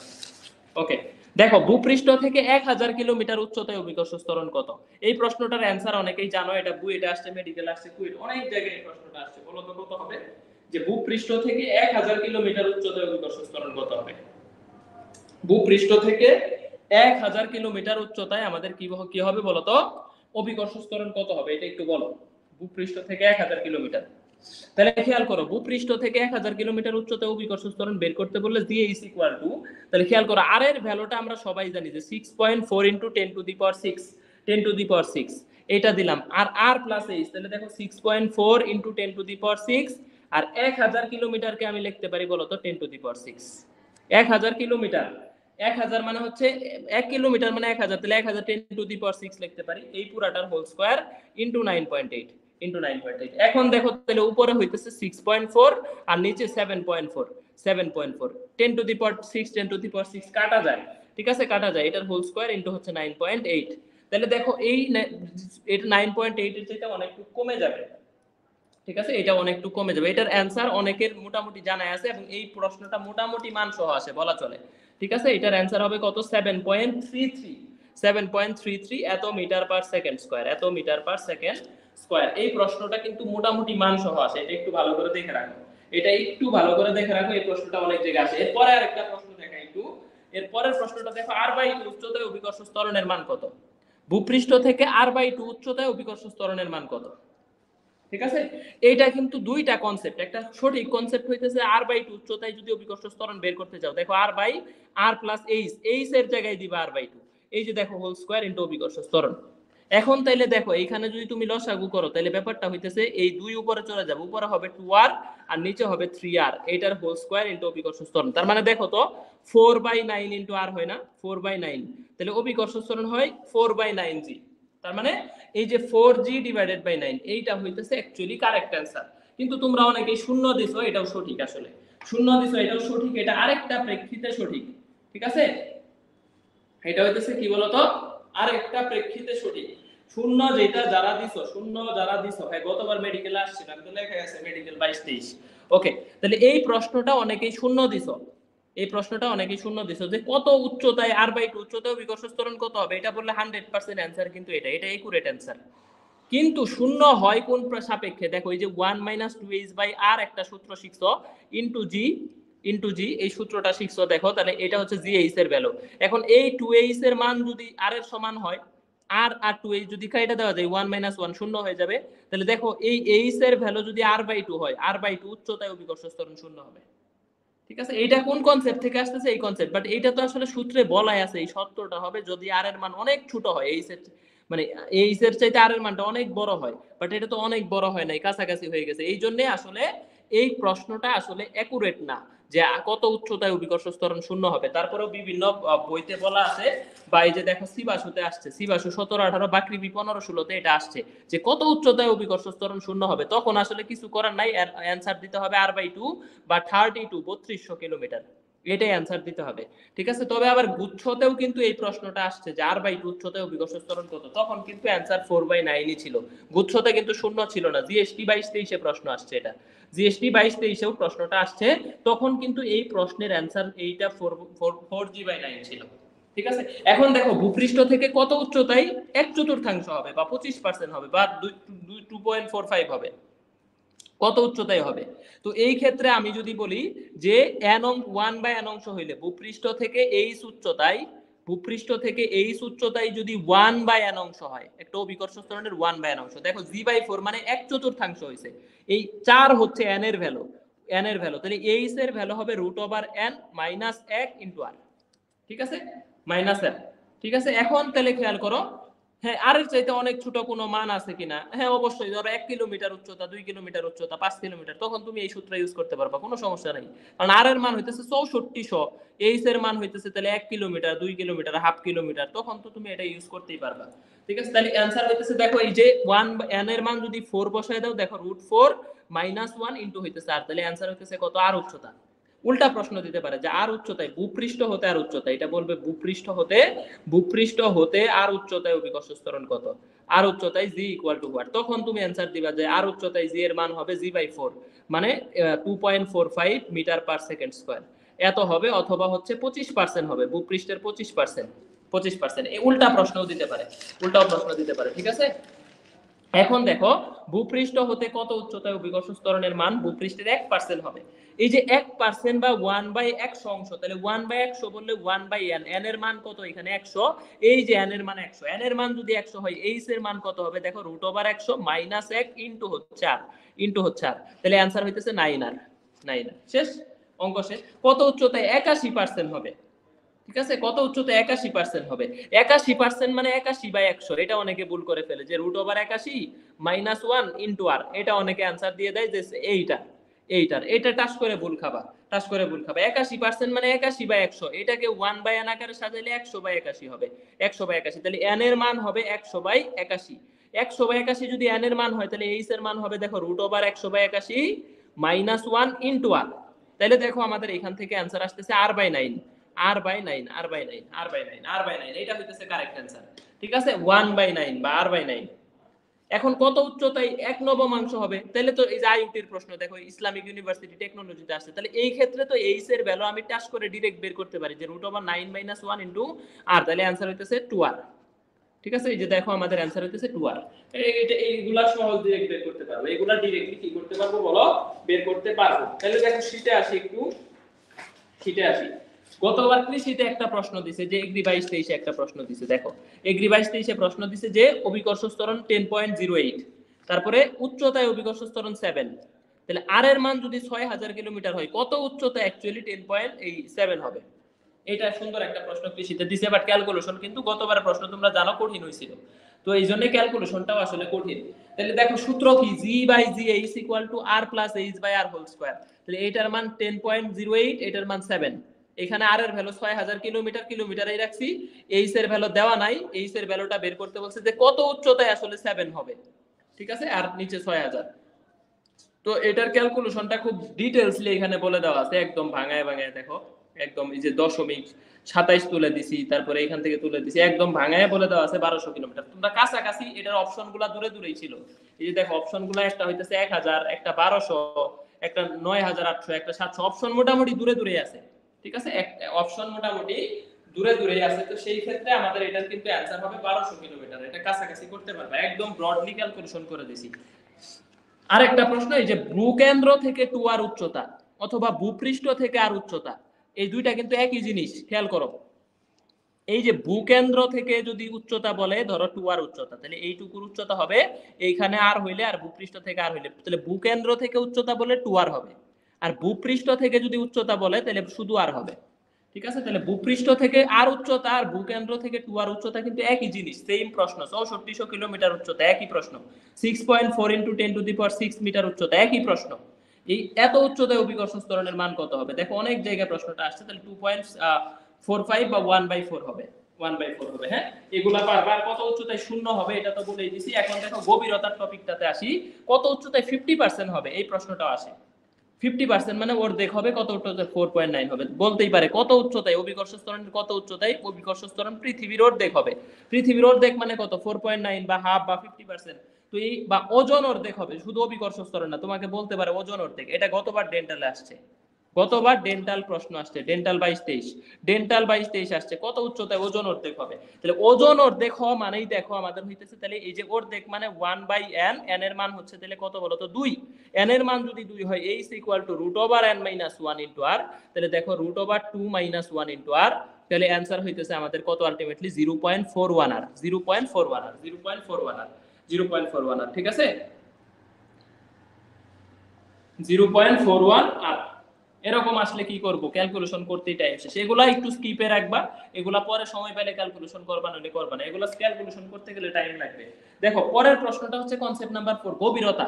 এই গভীরতার ক্ষেত্রে একটা সূত্র আমি তোমাদেরকে শিখাবো। গভীরতার ক্ষেত্রে ধরো ডি গভীরে, এখান থেকে ডি গভীরতায় বের করবে, তাহলে ভূকেন্দ্র থেকে এইখান থেকে এইটুকু হচ্ছে r - d, r - d। তাহলে যেহেতু গভীরতার ক্ষেত্রে এখানে ঘনত্ব কনস্ট্যান্ট হবে, আর ঘনত্ব কনস্ট্যান্ট হইলে অভিকর্ষজ ত্বরণের সাথে এই সম্পর্ক হবে সমানুপাতিক। তখন এই সূত্রটা দাঁড়াবে GD = গভীরতার ডিপের ক্ষেত্রে এই d - r - d divided by r, ঠিক আছে, সরি, r ইনটু হচ্ছে কত বলো তো? g, অথবা এটাকে বলতে পারো 1 - d/r ইনটু g। এটা হচ্ছে গভীরতার সূত্র। এখন তোমাকে এখানে বলতে পারে যে ভূপৃষ্ঠ থেকে 400 কিলোমিটার গভীরে অভিকর্ষজ ত্বরণের মান কত বা অনুপাত কত? ভূপৃষ্ঠ থেকে 400 কিলোমিটার, তাহলে দেখো 400 কিলোমিটার গভীরে বের করবা কিভাবে? আর এর মান 6400 মাইনাস 400 করে দাও, নিচে হচ্ছে 6400 ইনটু হচ্ছে কি বলতো? অভিকর্ষজ ত্বরণ পৃথিবীরটা। তাহলে দেখো পৃথিবীর সাথে এইটার যদি অনুপাত তুমি বের করতে চাও, তাহলে উপরে হইতেছে 6000, নিচে 6400, তাহলে উপরে 15, দেখো 4 15 60 আর 4 16 64, 15:16, অ্যানসার হইতেছে 15:16, 15:16। এই যে অ্যানসার শেষ, 15:16। অনেকেই পারছো, অনেকেই পারো নাই। ঠিক আছে, অনেকেই পারছো, অনেকেই পারো নাই। এরকম বলতে পারে 800 কিলোমিটার গভীরে কত, 1000 কিলোমিটার গভীরে কত, বলতেই পারে। পরের প্রশ্ন দেখো, পৃথিবীর কেন্দ্র থেকে r/4 দূরত্ব অভিকর্ষজ ত্বরণ পৃথিবীর অভিকর্ষজ ত্বরণের কত শতাংশ হবে? ঠিক আছে, পৃথিবীর কেন্দ্র থেকে r/4 দূরত্ব অভিকর্ষজ ত্বরণ পৃথিবীর অভিকর্ষজ ত্বরণের কত শতাংশ হবে? এটা একটু খেয়াল করো, বলো বলো কত হবে?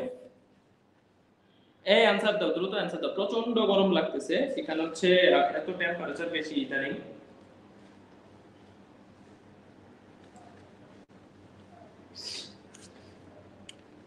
বলো, এইখানে একটা বিষয় খেয়াল করবা কি, একটা বিষয়, এগুলো শর্টকাটলি করা যায়। দেখো যে জি এর সাথে আর এর সম্পর্ক কিন্তু যখন গভীরতায় আসবে তখন সমানুপাতিক সম্পর্ক, কারণ ঘনত্ব কনস্ট্যান্ট থাকে। ঘনত্ব কনস্ট্যান্ট থাকলে এটা সমানুপাতিক। তাহলে আর যদি 1/4 হয়, জিও 1/4 হবে, তাহলে জিও কি হবে বলো তো? কত শতাংশ হবে? দেখো আর হচ্ছে 25% হয়েছে, তাহলে জিও আর 25% হলে জিও 25%ই হবে। এটা সহজ প্রশ্ন, মানে এইভাবে মনে রাখবা। আরেকটা প্রশ্ন মনে রাখবা এইভাবে, ধরো আর বললো যে এটা হচ্ছে r/2 হইছে, আর অর্ধেক হইছে বা 50% হইছে, তাহলে জি এর মানও হবে কত বলো তো? g/2 হবে, মানে এইটাও 50% হবে, বা এইটাও 4.9 এত মিটার পার সেকেন্ড স্কয়ার হবে। এটা হচ্ছে আমাদের অ্যানসার। ঠিক আছে, এটা হচ্ছে আমাদের কি বলতো? Answer, answer. ঠিক আছে, এই যে মোহাম্মদ হাসান, তুমি টাচ করে ব্যান খাবা, কোনো কথা নাই, উল্টাপাল্টা কমেন্ট করলেই ব্যান খাবা। ঠিক আছে, উল্টাপাল্টা কমেন্ট করলেই সাথে সাথে প্যান খাবা, কোনো সময় নেই। ওকে, ভূপৃষ্ঠ হতে কত গভীরে জি এর মান ভূপৃষ্ঠের 1/5 হবে? এই যে দেখো, ভূপৃষ্ঠের 1/5 মানে ভূপৃষ্ঠের 1/n অংশ যদি বলে, তার মানে 1/5 মানে n এর ভ্যালু কত? 5।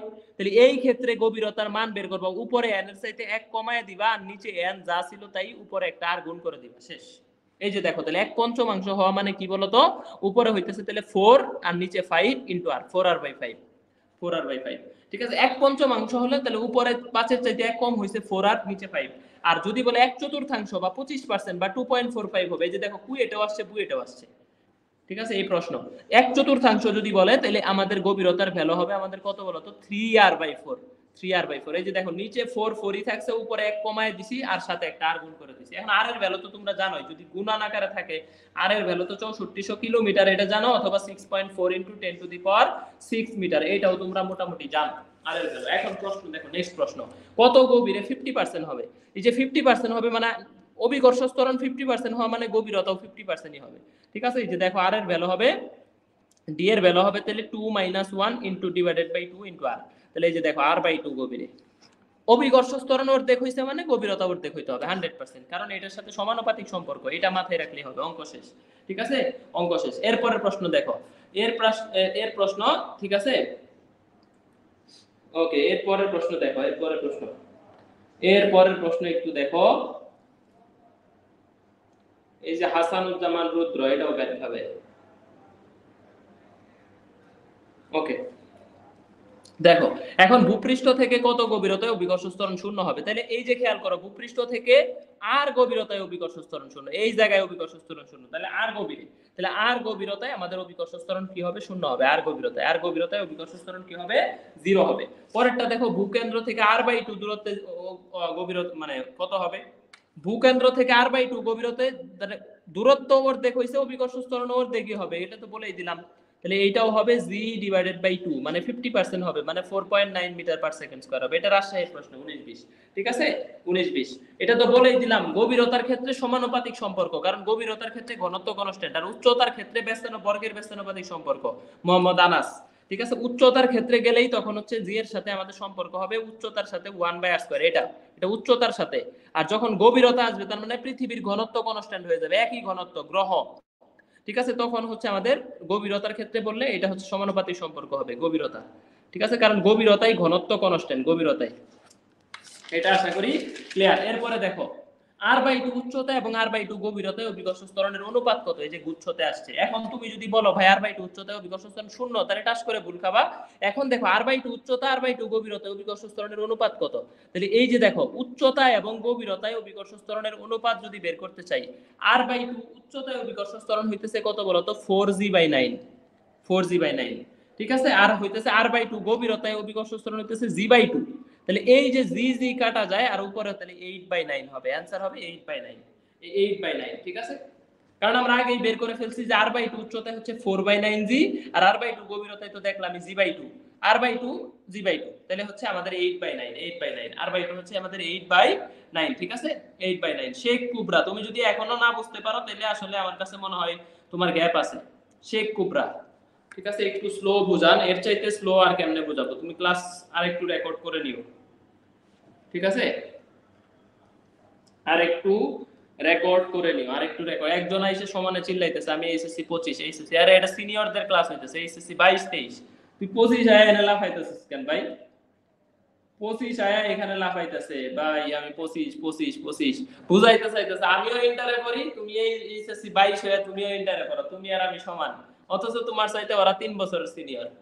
ঠিক আছে, টাস করে এরাই যায় আর এক খাবে ইউনিভার্সিটিতে, এরাই যায় আর এক খাবে।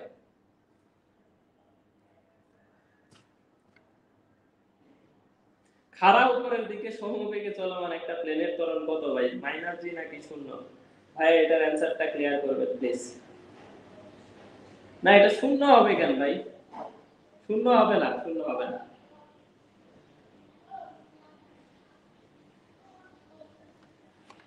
আচ্ছা, ঠিক আছে, পরেরটা দেখো, কনসেপ্ট নাম্বার 5। আমার প্রচন্ড এখানে টেম্পারেচার অনেক বেশি, প্রচন্ড টেম্পারেচার বেশি। পরের প্রশ্ন দেখো, কনসেপ্ট নাম্বার 5 হচ্ছে মুক্তিবেগ। হ্যাঁ, মুক্তিবেগ। দেখো এখন দেখো, মুক্তিবেগ এটা একটু খেয়াল করো। মুক্তিবেগ থেকে কিন্তু এইবার প্রশ্ন আসছে। মুক্তিবেগে আমাদের এই যে b = √2gr, v = √2gr, আরেকটা সূত্র হইতেছে √2gm/r, √2gm কত বলো তো r। এই দুইটা সূত্র এখান থেকে খুব ভালো করে পড়ো, এখান থেকে খুব ভালো করে পড়ো, খুব ভালো করে পড়ো, খুব ভালো করে পড়ো। তাহলে দেখো সম্পর্ক একটু খেয়াল করো, যে মুক্তিবেগের সাথে আমাদের অভিকর্ষ ত্বরণের সম্পর্ক √g, মুক্তিবেগের সাথে আমাদের এটা সম্পর্ক হইতেছে √r। আরেকটা সম্পর্ক দেখো, মুক্তিবেগের সাথে সম্পর্ক √m, আর এইখান থেকে মুক্তিবেগের সম্পর্ক হইতেছে 1/√r। এটা কিন্তু কোনো বস্তুর উপর ডিপেন্ড করে না, এগুলা কিন্তু বস্তু না, বস্তুর ভরের উপর ডিপেন্ড করে না, ঠিক আছে? মুক্তিবেগ বস্তুর ভর, কোণ, এগুলার উপর নির্ভরশীল নয়, এগুলার উপর নির্ভর করে না, এগুলার উপর নির্ভর করে না, ঠিক আছে? এখন দেখো খেয়াল করো, এখন একটু খেয়াল করো যে এই জায়গায় কিন্তু একটার সাথে সমানুপাতিক সম্পর্ক দুইটার সাথে, আর এই জায়গায় কিন্তু বর্গের ব্যস্তানুপাতিক, মানে বর্গমূলের ব্যস্তানুপাতিক। এটা কিন্তু গ্রহের ভর কনস্ট্যান্ট, গ্রহের ভর যদি কনস্ট্যান্ট হয় তাহলে এই সূত্রটা নিবা। এখন এখান থেকে এগ্রি 22-23 একটা প্রশ্ন অলরেডি চলে আসছে, এগ্রি 22-23 একটা প্রশ্ন অলরেডি চলে আসছে গতবার, ঠিক আছে? আমি প্রশ্নটা একটু দিতেছি, প্রশ্নটা মনে নাই, একটু হচ্ছে দেখে দিতে হবে যে কি প্রশ্ন আসছে। হ্যাঁ, যে পৃথিবী, একটা গ্রহের পৃথিবীতে মুক্তিবেগের অর্ধেক, উহার ব্যাসার্ধ পৃথিবীর ব্যাসার্ধের অর্ধেক, তাহলে ওই গ্রহের অভিকর্ষ ত্বরণের মান কত? ঠিক আছে, খেয়াল করো, একটা গ্রহে মুক্তিবেগ পৃথিবীর মুক্তিবেগের অর্ধেক, তাহলে একটা গ্রহ, ধরো যে কোনো একটা গ্রহ, ওই গ্রহের মুক্তিবেগ হইতেছে পৃথিবীর অর্ধেক, এবং ওই গ্রহের ব্যাসার্ধও হইতেছে পৃথিবীর অর্ধেক, তাহলে ওই গ্রহের অভিকর্ষ ত্বরণ পৃথিবীর কত গুণ হবে? এটা একটু বলো, এটা কতবার আসছে? ঠিক আছে, তাহলে ব্যাসার্ধ অর্ধেক, মুক্তিবেগ অর্ধেক, তাহলে সেই ক্ষেত্রে আমাদের ওই গ্রহে অভিকর্ষ ত্বরণ পৃথিবীর কত গুণ হবে? ওই গ্রহে অভিকর্ষ ত্বরণ পৃথিবীর কত গুণ হবে? এটা একটু বলো। এটা এগ্রি 22-23 কতবার আসছে? এটা একটু বলো কত হবে? এটা একটু বলো,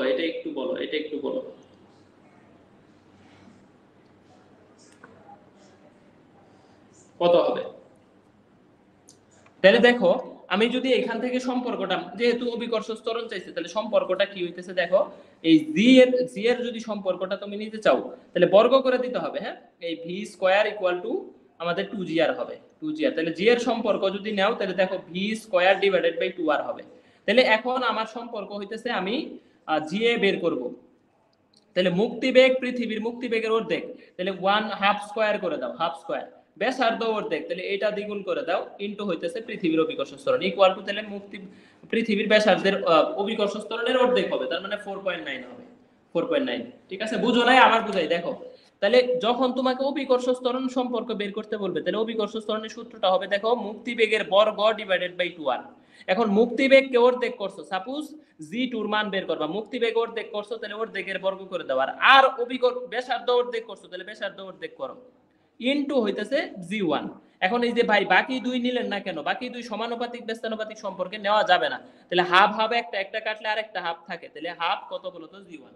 তাহলে জি এর অর্ধেক হবে বা 4.9 হবে। এটা কিন্তু গতবার কৃষিতে আসছে, ক্লাস্টার এগ্রি 22-23, ঠিক আছে, ক্লাস্টার এগ্রি 22-23 আসছে।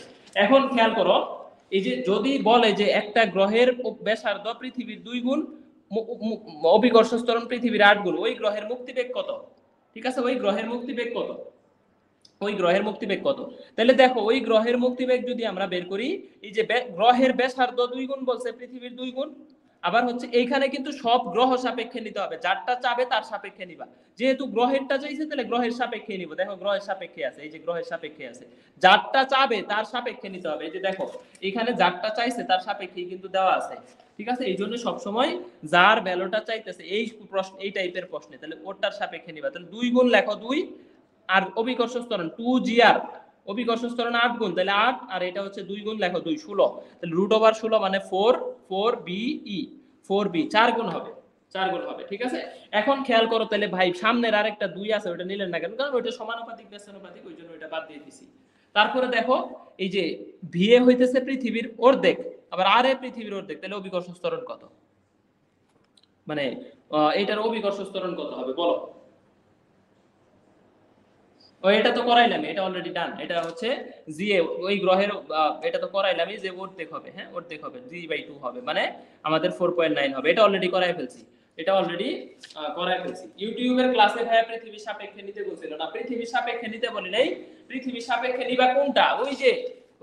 ওই যে ব্যাসার্ধের গুণ হোল স্কয়ার, ওইটা পৃথিবীর সাপেক্ষে সব সময় রাখবা, ব্যাসার্ধের গুণটা পৃথিবীর সাপেক্ষে সব সময় রাখবা, আর নিচে বরের গুণ। এই প্রশ্নে আমি বলে দিছি যে এইখানে পৃথিবীর সাপেক্ষে নিতে হবে, এখানে পৃথিবীর সাপেক্ষে। আরেকটা দেখো, মঙ্গল গ্রহের ব্যাস দেওয়া আছে, অভিকর্ষ ত্বরণ দেওয়া আছে, মুক্তিবেগ কত? এরকম প্রশ্ন তোমাকে দিতে পারে। এই জিনিসগুলো দেখো, বাকৃবি, সিলেট, ওই যে ঝিনাইদহ, গভ ভেটেনারি, সিবাসু, অনেক জায়গায় এটা হচ্ছে প্রশ্ন আসছে। ঠিক আছে, অনেক জায়গায় এই প্রশ্নটা আসছে। তো এই ধরনের প্রশ্ন যদি তোমাকে ভর্তি পরীক্ষায় দেয়, টাস করে মুক্তিবেগগুলা মনে রাখবা যে মঙ্গল গ্রহের মুক্তিবেগ হইতেছে কত বলো তো? এই মঙ্গল গ্রহের মুক্তিবেগ ধরো এম দিয়ে প্রকাশ করলাম, তাহলে সেই ক্ষেত্রে এটা কিন্তু আমাদের 4.77 কিলোমিটার অথবা 5 এত কিলোমিটার পার সেকেন্ড হবে, পার সেকেন্ড। এটা আর বের করা লাগবে না তোমার, দেখবা বের করে দেখবা এটাই আসতেছে। এই জন্য এই ধরনের প্রশ্নগুলো একটু মনে রাখা। আমি তোমাকে মুক্তিবেগের লিস্টটা একটু দিয়ে দেই, মুক্তিবেগের লিস্টটা একটু তোমাদেরকে দিয়ে দেই, মুক্তিবেগের লিস্টটা একটু দিয়ে দেই। এই যে দেখো, মুক্তিবেগের লিস্ট হইতেছে পৃথিবীতে 11.2 কিলোমিটার পার সেকেন্ড অথবা 7 পয়েন্ট কত, যা পৃথিবী মুক্তিবেগের যে তিনটা ভ্যালু আছে, ঠিক আছে, 11.2, 7 কিলোমিটার পার সেকেন্ড, আর একটা হচ্ছে 25,000 kilometre per hour, mile per hour, ঠিক আছে, 7 মাইল পার সেকেন্ড, আর একটা হচ্ছে 25,000 mile per hour, 25,000 mile per hour. এই কয়েকটা ভ্যালু একটু মনে রাখবা। এটা পৃথিবীতে এটা অনেক বেশি আসে, বিশেষ করে চাঁদে 2.4, বুধ গ্রহে 4.3, মঙ্গলে এই যে দেখো 4.77 অথবা 5, শুক্রে কত, এই যে বাকৃবিতে আসছে দেখো, বৃহস্পতিতে কত 60, বৃহস্পতিতে 60, 59.5 অথবা 60, ঠিক আছে, 59.60 অথবা হচ্ছে কি বলতো, এটা হচ্ছে আমাদের কি বলতো, কবির আলী কেউ একজন নামের কমেন্ট করছে, BJYUS অ্যাপ্রিসিয়েশন করছে আর কি, বুঝি নাই আর কি তার কমেন্ট। ওকে, এইটা হচ্ছে বৃহস্পতিতে 59 কত বলতো, আমাদের হচ্ছে 5 kilometre per second, 60.2 kilometre per second. আর শুক্র গ্রহে হইতেছে 10.3, মঙ্গলে হইতেছে আমাদের 5 বা 4.7। এই কয়েকটা জায়গায় একটু ভালো করে দেখে রাখো। আর এখানে আরেকটা বিষয় আছে, আরেকটা বিষয় আমি তোমাদেরকে একটু ক্লিয়ার করি, যে কত মিটার লাফ হবে, এই প্রশ্নটা আসতে পারে। যত অভিকর্ষ ত্বরণ কম হবে তত তত লাফ হবে, ঠিক আছে। ধরো তোমাকে হচ্ছে বলছে যে চাঁদে অভিকর্ষ ত্বরণ পৃথিবীর 6/1 পৃথিবীতে 3 মিটার লাফাইলে চাঁদে 6 গুণ লাফ হবে, 18 মিটার। কিন্তু কাহিনী হলো রুয়েটে প্রশ্ন দিছে, এবং এটা সিকের ওয়েটে দিছে, সিকের ওয়েটে প্রশ্ন দিছে হচ্ছে 22-23, গতবার প্রশ্ন দিছে। এখন খেয়াল করো, খেয়াল হইতেছে যে m e equal to 80 mm বা r e equal to 4 rm। এই যে 80 আর 4 যদি করো, দেখো তো ব্যাসার্ধের গুণ হোল স্কয়ার ডিভাইডেড বাই ভরের গুণ, তাহলে 1/5 হয় না। এখন কিন্তু 5/1 হয়, 5/1 হইলে তখন দেখো 5/1 হইলে এই যে 3 5 15 মিটার লাফাইতে পারে, 15 মিটার লাফাইতে পারে। তাহলে কত মিটার লাফাবে বলো তো? 15 মিটার, 15 মিটার লাফাইতে পারে, ঠিক আছে, 15 মিটার লাফাইতে পারে, 15 মিটার। এটা কিন্তু সিকের ওয়েটে আসছে। সবাই তো ভাবে শুধু 6/1/6 দিয়ে গুণ করে দিব কত লাফাবে, কিন্তু অ্যাকচুয়ালি লাফানোটা যদি তোমাকে এইভাবে ফিক্স করে দেয় যে পৃথিবীর ভর চাঁদের ভরের 80 গুণ, পৃথিবীর ব্যাসার্ধ চাঁদের ভরের 4 গুণ, তখন কিন্তু পৃথিবীর অভিকর্ষ ত্বরণটা চাঁদের 6/1 হবে না, তখন চাঁদের অভিকর্ষ ত্বরণ পৃথিবীর 5/1 হবে। এই 5/1 হলে 5 দিয়ে গুণ করতে হবে, ঠিক আছে, 5/1 হবে। ওকে, এখন খেয়াল করো নেক্সট হচ্ছে আমরা নেক্সট পর্যায়ে যাই। এই যে একটা গ্রহের ব্যাসার্ধ 2% বাড়ানো হইলে মুক্তিবেগ কত পার্সেন্ট বাড়বে, এটা একটা ফ্যাক্ট। দেখো মুক্তিবেগের সাথে ব্যাসার্ধের সম্পর্ক কি, এটা হচ্ছে আমাদের বর্গমূলের সমানুপাতিক। ভিতরে যদি 2% বাড়াও, বাইরেরটা এক অর্ধেক বাড়াবা। এই যে 1, 2, 0.5 এই তিনটা ভ্যালুর ক্ষেত্রে এটা বৈধ 100%, এবং তিনটা ভ্যালু দিয়ে এই প্রশ্নটা মোটামুটি আসে। যে এইটা হইতেছে, দেখো এটা যদি আমাদের 2% বাড়াও, এই ভিতরে রুটের ভিতরে 2% বাড়াও, তাহলে এইটা 2% বাড়াইলে এটা বাড়বে 1%, এইটা 1% বাড়াইলে এটা বাড়বে 0.5%।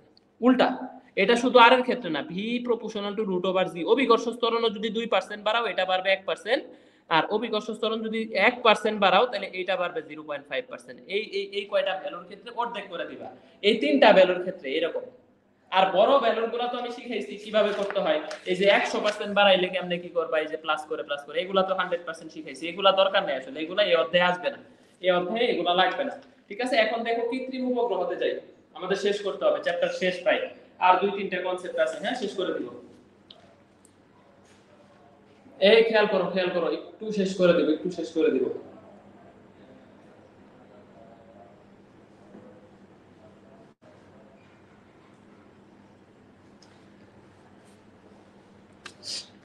ওকে, এই ঢাকা ইউনিভার্সিটি কিন্তু এরকম একটা প্রশ্ন এবার দিছে, হ্যাঁ, মুক্তিবেগ থেকে। মেবি প্রশ্নটা আমার মনে নাই, যে এই রুট ওভার জিআর, ঠিক আছে, রুট ওভার জিআর, এই রুট ওভার জিআর যদি বি হয়, খেয়াল করো, এটা যদি একটা কোনো বস্তুর বেগ হয়, ঠিক আছে, রুট ওভার জিআর, আর এই রুট ওভার হচ্ছে 2 জিআর, এটা মুক্তিবেগ হয়, ঠিক আছে, মুক্তিবেগ হয়। তাহলে খেয়াল করো, এইটা একটা বস্তুর বেগ আর এটা হচ্ছে মুক্তিবেগ। তাহলে এইটা দিয়ে যদি এটাকে ভাগ করে দাও তাহলে বেগটা কত হইতেছে আলটিমেটলি বলো তো? সমান হইতেছে। এরকম টাইপসের কোন প্রশ্নটা আমার মনে নাই আসলে, ঢাকা ইউনিভার্সিটিতে কিন্তু এরকম একটা প্রশ্ন আছে। ঠিক আছে, ঢাকা ইউনিভার্সিটি এরকম একটা প্রশ্ন আসছে। এই জিআর দিয়ে যদি এটাকে ভাগ করে দাও, দেখো ধরো তুমি হচ্ছে সাপোজ বললা যে জিআর কে এই টোটাল রুট ওভার 2 জিআর মুক্তিবেগ দিয়ে ভাগ করে দিই, এটা একটা বস্তুর বেগ আর এটা হচ্ছে মুক্তিবেগ। তাহলে দেখো তো আমাদের কত হইতেছে 1/√2 হয় না? 1/√2 হয়, 1/√2। এই টাইপসের কোন একটা প্রশ্ন আসছে, এটা একটু দেখে নিও। ঢাকা ইউনিভার্সিটিতে 24 আসছে প্রশ্নটা, আমার খেয়াল নাই, এই প্রশ্নটা একটু দেখে নিও। ওকে, এখন খেয়াল করো আমাদের এই কৃত্রিম উপগ্রহের যে বিষয়টা, উপগ্রহ হচ্ছে এখানে দুইটা বেগ আছে, একটা অধিক উচ্চতায় বেগ, একটা অল্প উচ্চতায় বেগ। একটা অধিক উচ্চতার বেগ আর একটা অল্প উচ্চতায় বেগ। অধিক উচ্চতার ক্ষেত্রে খেয়াল করো, অধিক উচ্চতায় হবে √gm/r+h 100%। আর এই যে gm এর পরিবর্তে কিন্তু আমি সূত্র শিখে আসছি g = gm/r²। তাহলে এই যে দেখো gm = কত হইতেছে বলো তো? gr², তাহলে gr²r+h। ঠিক আছে, এটা হইতেছে আমাদের অধিক উচ্চতার ক্ষেত্রে, এটা অনেক জায়গায় রুয়েটে আসছে, কুয়েটে, চুয়েটে আসছে। আরেকটা বিষয় হইতেছে যদি অল্প উচ্চতার বেগ বলে তাহলে gm/r, তাহলে gr²/r, আর কাটলে √gr। অধিক অল্প উচ্চতার ক্ষেত্রে বেগ, অল্প উচ্চতার ক্ষেত্রে বেগ। ঠিক আছে, অল্প উচ্চতার ক্ষেত্রে বেগ।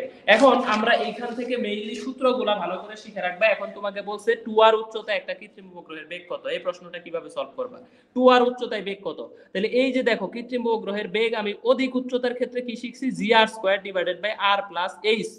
h এর জায়গায় আমি 2r বসায় দিব। দেখো তাহলে আমাদের দাঁড়াইতেছে gr²/3r। তাহলে आंसर দাঁড়াইতেছে √gr/3, এই যে এটা आंसर, এটা आंसर। ঠিক আছে, এটা आंसर। কতক্ষণ ক্লাস হবে? ক্লাস শেষ হয়ে যাবে। হ্যাঁ, ঠিক আছে, √gr/3। এখন যদি তোমাকে বলা হয় আর উচ্চতায় কৃত্রিম উপগ্রহের বেগ কত, তাহলে বলো তো এটা কত হবে? আর উচ্চতায় বেগ কত? তাহলে আর উচ্চতায় বেগ হবে এই যে দেখো gr²/r+r। তাহলে आंसर হবে √gr/2, आंसर শেষ। ঠিক আছে, आंसर শেষ, आंसर শেষ। এরপরে দেখো আমাদের পর্যায়কালে শুধু সূত্র মনে রাখবা, অনলি সূত্র। পর্যায়কাল থেকে অনলি সূত্র মনে রাখবা যে 2πr+h/gm, এইটা একটা সূত্র, এটা একটা সূত্র, এটা একটা সূত্র, এই তিনটা সূত্র আছে। তাহলে পর্যায়কাল হইতেছে একটা উপগ্রহের বেগের সাথে ব্যস্তানুপাতিক সম্পর্ক, বেগ যত বেশি পর্যায়কাল তত কম হবে। এখন ভূস্থির উপগ্রহে দুইটা তথ্য মনে রাখবা, পর্যায়কাল 24 ঘন্টা, কক্ষপথকে বলা হয় পার্কিং কক্ষপথ ভূস্থির উপগ্রহ থেকে। এই ভূস্থির উপগ্রহের এই দুইটা তথ্য সিইউতে আসছে, বুটেক্সে আসছে। ঠিক আছে, এবং এই পর্যায়কালের সাথে বেগের সম্পর্ক বর্গের মানে নরমাল ব্যস্তানুপাতিক, এটা বেশি হইলে এটা কম হবে, এটা কম হইলে এটা বেশি হবে। আর উচ্চতার সূত্র হইতেছে gmt²/4π² 1/3 - r। ঠিক আছে, 1/3 - r। এই সূত্রটা থেকেই মূলত আমাদের কেপলারের একটা সূত্র আসছে, টি টাইমের সূত্র। টাইমের সূত্র হইতেছে যে একটা গ্রহ থেকে একটা মানে গ্রহের পর্যায়কালের বর্গ ওই গ্রহ থেকে একটা সূর্যের গড় দূরত্বের ঘনফলের সমানুপাতিক। তাহলে টি প্রপোর্শনাল হবে আমাদের r/3⁴। এই প্রশ্নটা ইম্পর্টেন্ট। আর এরিয়ার সূত্র, ক্ষেত্রফল, ইলিপসের সূত্র, উপবৃত্তের সূত্র, এই তিনটা সূত্র আমাদের হচ্ছে কেপলার দিছে। আর গ্রহসমূহ উপবৃত্তাকার পথে ঘুরে, গ্রহসমূহ উপবৃত্তাকার পথে ঘুরে, এটা কে বলছে? গ্রহসমূহ উপবৃত্তাকার পথে ঘুরে, উপবৃত্তাকার পথে ঘুরে, উপবৃত্তাকার পথে ঘুরে, এই সূত্রটা বলছে আমাদের কেপলার। এটা কে বলছে? কেপলার বলছে। ঠিক আছে, এটা কে বলছে? কেপলার বলছে।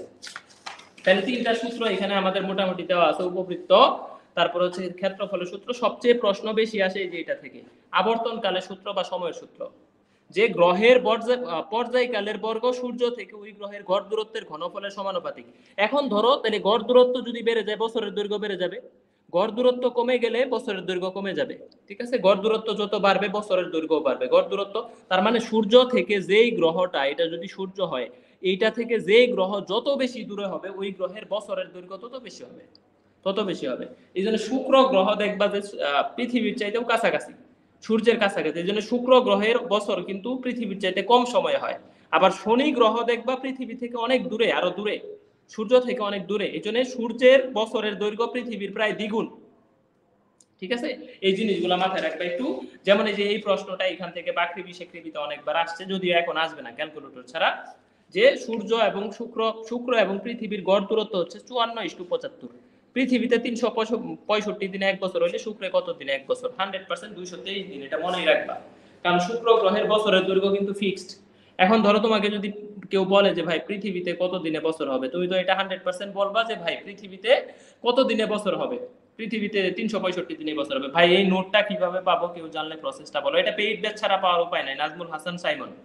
এটা আসলে ক্যাম্পাস 3 ব্যাচের ক্লাস হইলো। হ্যাঁ, আমাদের ক্লাসটা হইলো মেইনলি ক্যাম্পাস 3 ব্যাচের, যে রুটিন অনুযায়ী পেইড ব্যাচের ক্লাসটা আমি এখানে নিলাম ফ্রিতে। আর এই নোটটা আসলে পেইড ব্যাচের নোট, এটা পাওয়ার কোনো উপায় আসলে নাই পেইড ব্যাচ ছাড়া। তবে এই যে যতটুকু পড়াইলাম এইটুকু আপলোড করে দিবনি। 223 দিন। মঙ্গলে হইতেছে এই যে দেখো 691। ঠিক আছে, এখান থেকে যে ঢাকা ইউনিভার্সিটি 22-23 এই সূত্রটাই আসছে, শুধু সূত্রটাই আসছে যে T proportional R to the power 3/2 3/2। Okay, done. Last concept, এটা অলরেডি এই যে বাকৃবিতে আসছে 17 18 8 9, শেরে বাংলাতে আসছে। শুক্রে কত দিনে এক বছর হবে? 223 দিন, 223 ডেজ। লাস্ট টপিকস হইতেছে যে বিভব, মহাকর্ষীয় বিভব হইতেছে মাইনাস জি অ্যাম্পিয়ার। এখানে একটা মাইনাস দেওয়া মানে বুঝাইতেছে তোমার এটার মান যত কিছুই বসাও না কেন সর্বোচ্চ মান হইতে পারে শূন্য। তাহলে সর্বোচ্চ মান মহাকর্ষীয় বিভব হবে শূন্য। আর এই সর্বোচ্চ মানটা হবে যখন আর এর ভ্যালু হবে ইনফিনিটি। ইনফিনিটি দিয়ে কাউকে ভাগ করলে এটা জিরো হয়, না? তাহলে অসীমে সর্বোচ্চ, এবং এই সর্বোচ্চ মানটা হচ্ছে শূন্য মহাকর্ষীয় বিভবের। এখন তোমাকে বলতে পারে আর উচ্চতায় বিভব কত? তাহলে দেখো v equal to minus g m by R plus h হবে, এইচ এর জায়গায় আর বসাবো আর উচ্চতায়। তাহলে দেখো আমাদের হইতেছে minus g m by 2r। তাহলে এই যে এইটুকুর ভ্যালু হইতেছে ভি, তাহলে বি বাই 2। 2r উচ্চতায় বিভব কত? তাহলে এই যত উচ্চতা বলবে, যত আর উচ্চতা বলবে বিভবের মান হবে ওই বিভবের মান হবে তার চাইতে কি বলতো তো এক বেশি, বি বাই 3 হবে। তাহলে বি বাই 3 হবে। এই যে দেখো এখানে আর বলছে, তাহলে আর এর সাথে আরো 1 যোগ 2, বি বাই 2 হইছে। এখন যদি বলে 3 আর উচ্চতায় বিভব কত, তাহলে তুমি বলবা যে ভাই এটা বি বাই 4 হবে। 4 আর উচ্চতায় বিভব কত, তাহলে তুমি বলবা ভাই এটা হচ্ছে আমাদের বি বাই 5 হবে। এরকম ব্যাপারটা এরকম হবে। ঠিক আছে, তাহলে বলো ডান কিনা? এই পুরা চ্যাপ্টার যতটুকু পড়াইছে এখান থেকেই প্রশ্ন আসবে ইনশাআল্লাহ। হ্যাঁ, এইটুকু থেকে ভালো করে পড়লেই প্রশ্ন কমন পাবো আশা করি। এর বাইরে আসলে কোনো তথ্য নাই। বলো ডান কিনা? হ্যাঁ, সাবজেক্ট চয়েস নিয়ে তো কথা বলার সময়ই পাই না। যারা চান্স পাইছে 16 1800, এই 1800 পোলাপান তো লাইভেই নাই, ওদের নিয়ে সাবজেক্ট চয়েস নিয়ে কি কথা বলবো, বলার আসলে দরকার মনে করতেছি না। আরেকটা বিষয় হইতেছে যে সাবজেক্ট চয়েস কি নিজের দেওয়া উচিত, নিজের প্যাশন অনুযায়ী। কারণ তোমার প্যাশন কি, তোমার বাসা কোথায় এটা আমি জানি না। আর বর্তমানে সবাই এটা জানে যে কোন সাবজেক্টের ডিমান্ড কেমন। ঠিক আছে, কোন সাবজেক্টের ডিমান্ড কেমন এটা মোটামুটি সবাই জানে, ওইভাবে সাবজেক্ট চয়েস দাও। এটা নিয়ে কখনোই হচ্ছে আমি পসিবল হলে লাইভ করব, কালকে বা পরশু লাইভ করব। কালকে সম্ভব না, কালকে আসলে অনেক schedule, offline class online class. আর সাবজেক্ট চয়েস হইতেছে নিজের প্যাশন, কোন সাবজেক্ট ভালো থেকে খারাপের দিকে চয়েস দিবা, এই একটা বিষয় ফলো করলেই হবে। আর এটা নিয়ে আমারে 1000 বার যদি তুমি মেসেজও দাও তুমি তো রিপ্লাই পাবা না। কারণ এখানে ধরো তুমি 100টা সাবজেক্ট সাজাইছো, এখন আমাকে ইনবক্সে তুমি কিভাবে বলো যে ভাই 100টা সাবজেক্ট দেখে দেন? এত মানে সময় কি আমাদের আছে মনে হয় তোমাদের যে 100টা সাবজেক্ট তোমার মতো এরকম আরো 100 জন যদি মেসেজ দেয় 100টা সাবজেক্ট সিরিয়াল মেইনটেইন করে দেখে দেওয়া সম্ভব? এটা তোমাদেরও বোঝা উচিত। তোমরা তো সারাদিন হতে মেসেজ দিতে, এই জন্য আমি মেসেজ সিন করা বাদ দিছি। আসলে মেসেজ সিন করি না, এইভাবেই চলবে, মেসেজ আর সিন করবো না। ঠিক আছে, মেসেজ সিন করতে নিলে ধরো 100টা প্রশ্ন শুরু করো, তখন আর মেসেজ রিপ্লাই দিতে মন চায় না। যাদের দরকার আছে ভর্তি হবে তারা পেজে মেসেজ দিয়ে ভর্তি হয়ে যাবে টাচ করে। ভর্তির জন্য মেসেজ দিলে পেজে দিবা। আমার আইডিতে মেসেজ দিয়ে সারাদিন দিলেও আমার কোনো লাভ নাই, আসলে রিপ্লাই পাবা না। কারণ তোমাদের এই কার্যক্রমের কারণে আমি রিপ্লাই দেওয়া বন্ধ করে দিছি।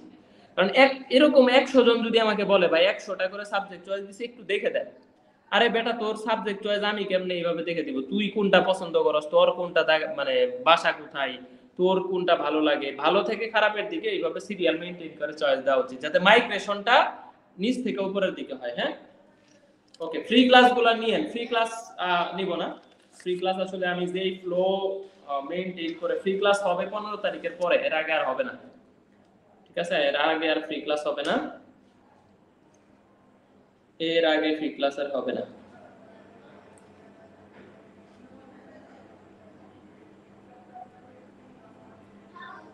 আচ্ছা ঠিক আছে, আল্লাহ হাফেজ। হ্যাঁ, ভালো থাকো, আল্লাহ হাফেজ। অনেকক্ষণ ক্লাস নিছি, আল্লাহ হাফেজ।